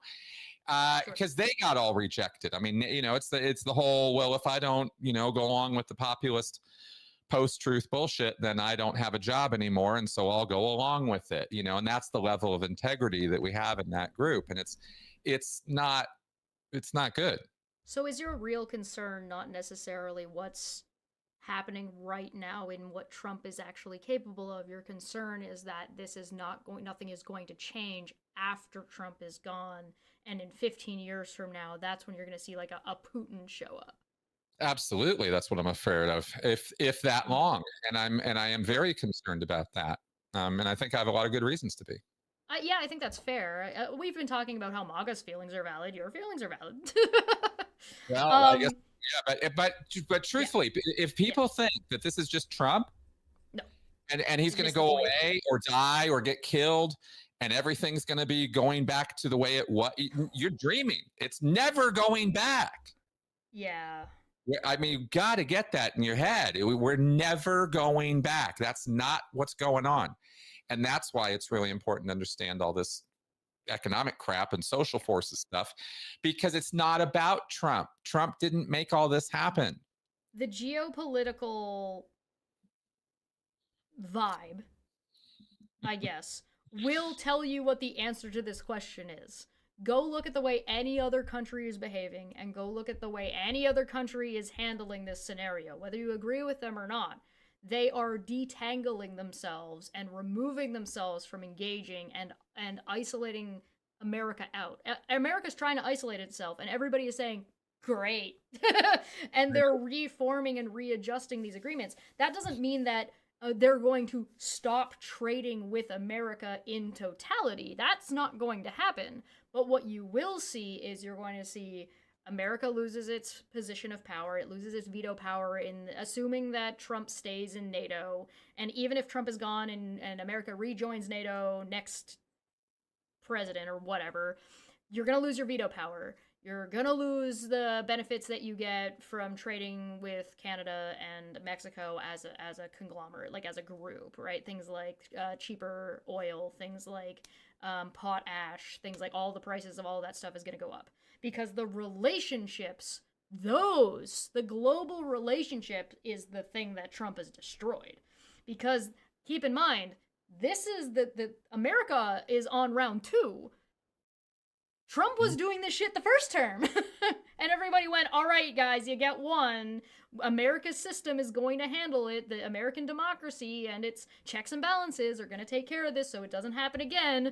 Oh, we're doing it again. Oh, and it's worse this time. You're not getting another chance. The fact that you got a second one is already, like, indicative of how, like, what a position of power America was in and the desire of everybody else to work together with America. But, like, no country is gonna fucking deal with you guys. No offense.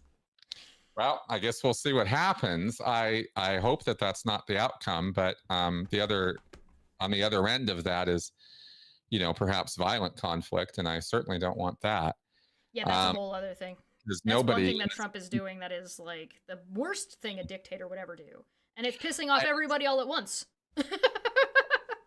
It's an incredibly strained thing, you know, because I'm part of a country that is the most powerful country in the world in terms of raw military power and force, and economic power and leverage. I mean, we just are. And I don't only because I was born here. Sure. You know, I mean, there's nothing I did to be here to make this, you know, what it is. And I see what's happening here. The reason I wanted to talk about this is not just to clarify how we got here in terms of America, but also to try to point out that these same forces are at play in every country, and that the threat is real. No one imagined in 2016 that Donald Trump was actually going to be elected. It was a big fucking joke. And here we are. And I hope, and I don't think the rest of the world is yet clued in yet, just like the American left hasn't clued in yet on certain things about Trump and about the time we're in. I don't think the rest of the world's caught up yet quite either, that the same threats and dangers exist in their country too.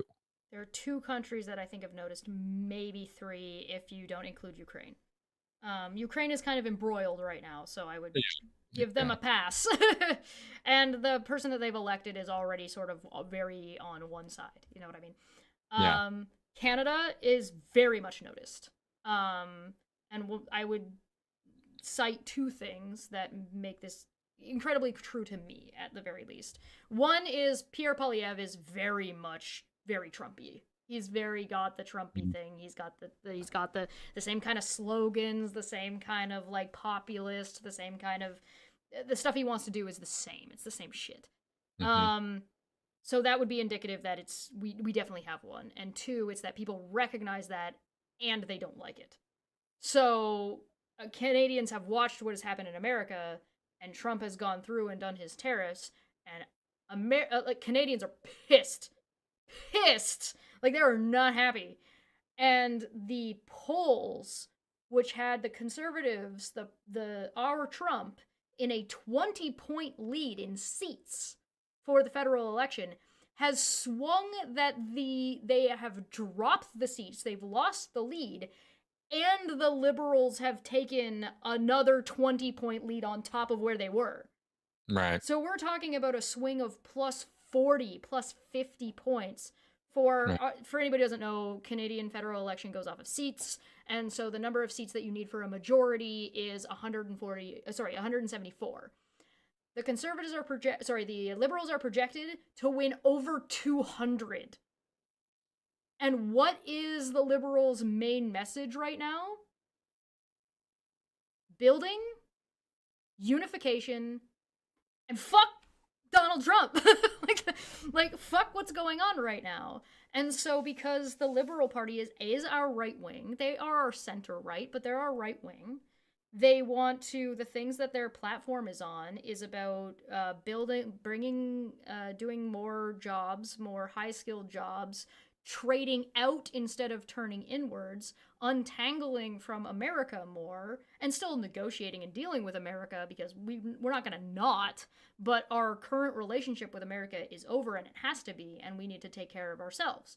And the way we take care of ourselves is by building infrastructure, things like trains, things like social programs, things like making housing affordable. And the way they want to make housing affordable is by hiring more people, so the government will take over those contracts, yada yada yada yada yada. And this is all socialist directions that have a capitalist lilt, which Canada's always had. That's not new.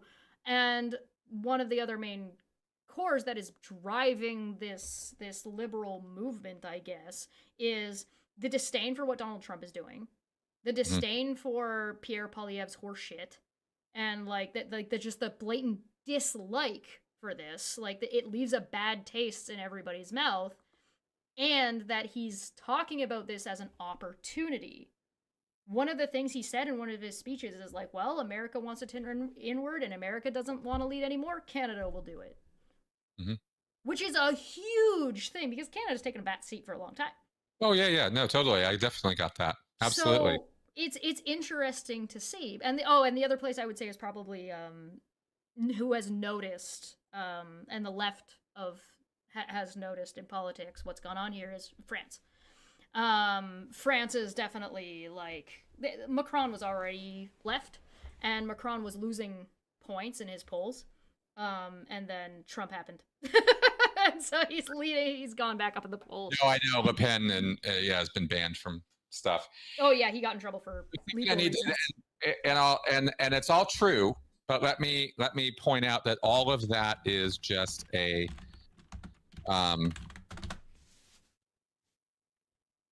what's the word? Pause. If you're on a rapids and you run into a little pool of some calm for a second, and then it starts again. Yeah, I know what you mean.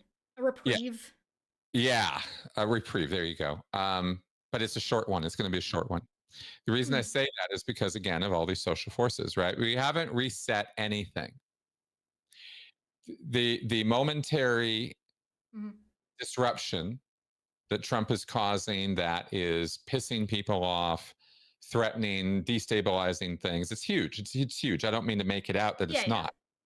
But it doesn't, but the backlash to that isn't going to change 1 ounce of the economic disparity that's driving so much of what's going on. Well, yeah, because those are different things. Those are inherently different things. If you want to fix disparagement, it has nothing to do with whether or not somebody else in another country is having pissing their pants. The question is whether or not these left-leaning politicians are able to take advantage of the momentum that Trump is granting them to actually make socioeconomic changes. And right now they are running on those changes, and those changes are popular. So the question is what happens after that? Yeah, well, we'll see. I don't have a lot of faith in the idea that, you know, the wolves are going to make things better for the chickens, right? Sure. I just don't think that that's the time that we're in anymore. Sure. But I do think that times, I'm not a proponent of the great men of history theory. I think that history provides circumstances that have people rise to the occasion, and that's where we get great figures in history from. Yes. Rather than somehow history coalesces around an individual because they're so amazing. I don't think that's how it works. Yeah, there's been a concern about that. I've seen that question asked about Canadian politics as well, to be like, well, there's so many people that are interested in Carney right now. Are we worried that it's going to be the same problem in the other direction? Well, it's always a question. It's always a question. But I guess my point is that I'm hoping that there is someone, a group of people, in fact, because we're going to need about 15 of them, you know, on the political, American political left, who can somehow, we need in this country, we need something far, far more than anti-Trump.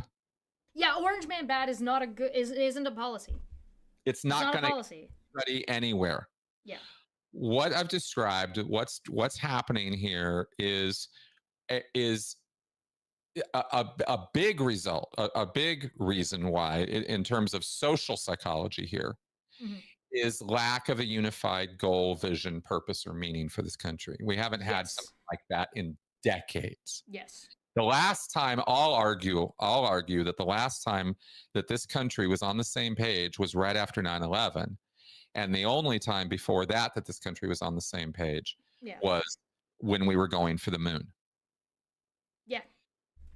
Those are national goals I'm talking about. That's like when everybody's kind of together. And when you can provide leadership, when leadership provides vision and purpose and meaning to people in a substantive way, that's when it's leadership. And we have not had leadership like leadership, right, in decades and decades. And we've had the exact opposite of good leadership. We've had corrupt, evil, fucked up leadership, right? We've had Nixon, and we've had Clintons, and we've had fucking Trump, right?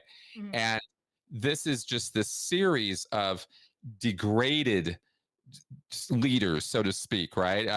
That's a strong word, but, you know, like just people who are not even thinking about vision and taking the country somewhere. Yeah.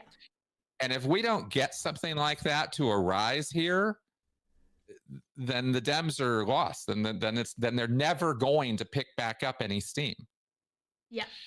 There's a lot of people who are really, really hoping and have a lot of hope right now that they'll do that something will happen there. You know, I'd get into the fray personally, except I'm not electable. I'm not a politician in any way, shape, or form. I can't do any of that. Yeah. I will absolutely go balls to the wall to support somebody who provides leadership in the sense that I'm talking about. And if we could get something like that out of these circumstances, and it's happened before, that is how we could arrest the course of this. But this is a global phenomenon, and nobody's in charge of the globe.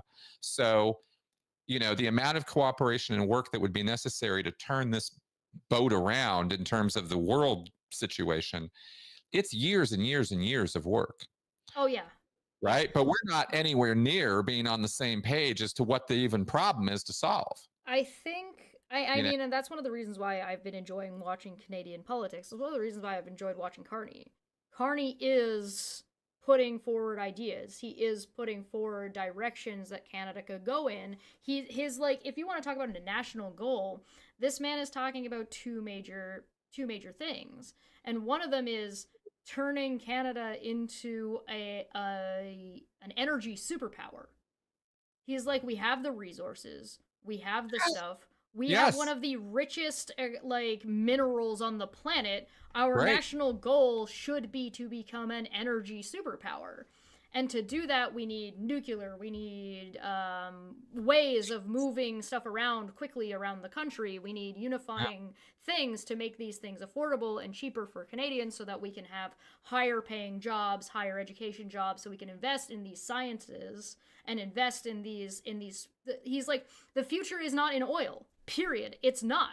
Whether or not you want it to be, and whether or not it's worth money, it's not the future. So it doesn't mean don't use it.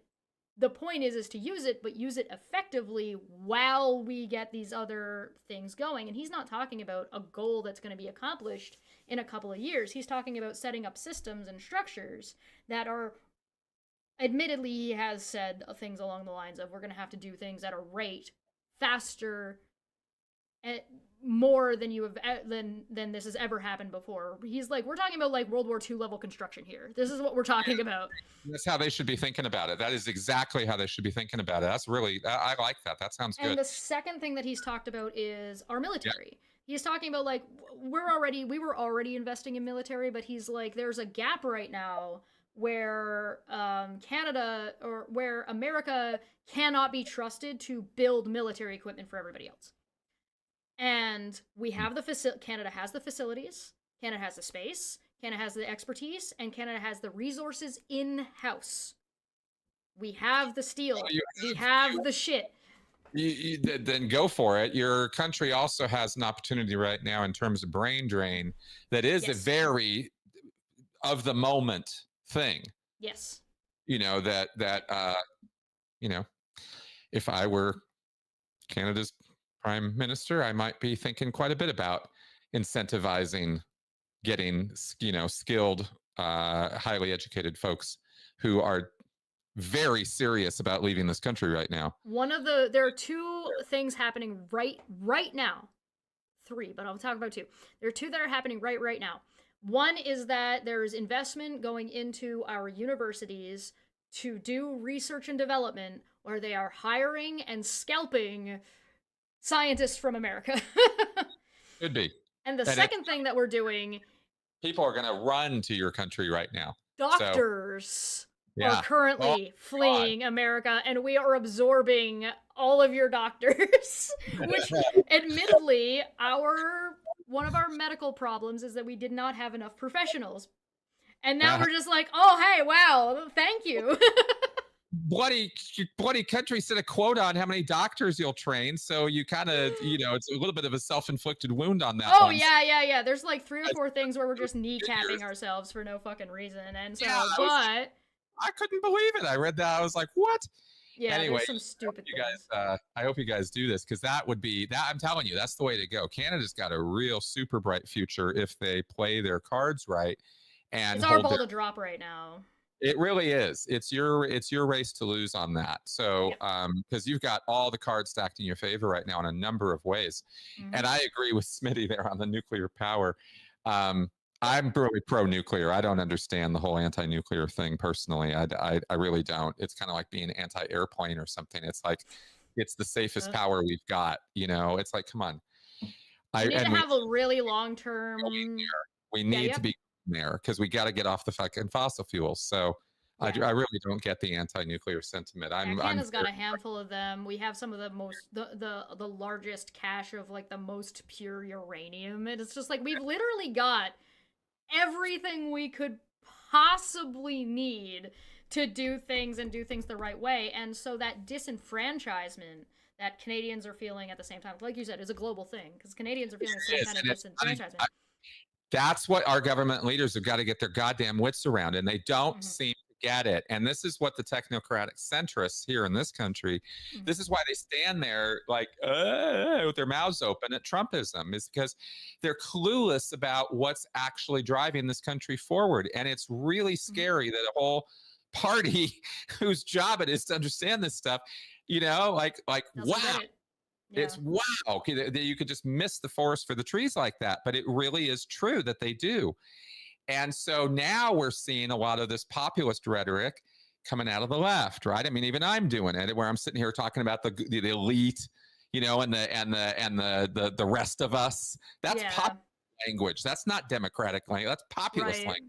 So, like, this is kind of it's a little bit of a zeitgeisty thing right now. So we've got to get our wits around this. And this is what I'm talking about with leadership, is if we could get some leaders beyond Bernie, who's just too goddamn old. I mean, we need young, effective, forward-thinking leadership that actually represents us now, not us from 1970s, right? But understands all the things I'm talking about. Otherwise, they're just going to make the same stupid mistakes. It's not a matter of people being evil that brings all this stuff about. It's about people trying to be good, but not getting the bigger picture of where they're operating. And then the whole thing just kind of falls apart. It's Canada's ball to drop. Canadians are not happy with Polyev. They're not happy with this populist they're not happy with these stupid rhetorical devices, name calling, useless, like no policy.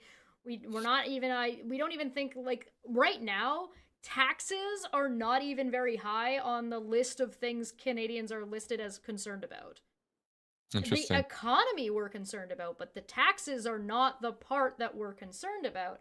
And one of the smartest things that our Liberal Party did was, before an election was called, before 2025, Trudeau announced he was resigning. Right. What would have happened in America if what's his face, Biden, announced he was resigned, like he wasn't running again, before like in January of, or even like was like even at the beginning of his presidency, being like, listen, I'm not doing another term. I am. See, that's what set me off about that comment earlier, and I'm sorry I blew up about that, but it was just it set me off because on the Biden thing, because I'm actually so mad at that man. Oh yeah. I'm furious with Biden. Yeah. Because it was pure ego that he tried to run again. Sure. And he should have stepped aside right from the get-go and gave Kamala all the space and room she needed, or they, done the primary and figured out who they were going to go. Done a primary, yeah. No, they absolutely should. I'm not saying that they should have replaced Biden with Kamala earlier. Absolutely not. We wanted a primary, yeah. Now that I remember all the events, it shouldn't have gone down the way that it did, and it was Biden's fucking fault. And it really pisses me off because on that one, I can point to one guy and go, "Yep, Biden's a smart guy. He's been around for a long time. He did a lot of good." And the DNC as a whole are a problem, yeah. Man, did he screw that up.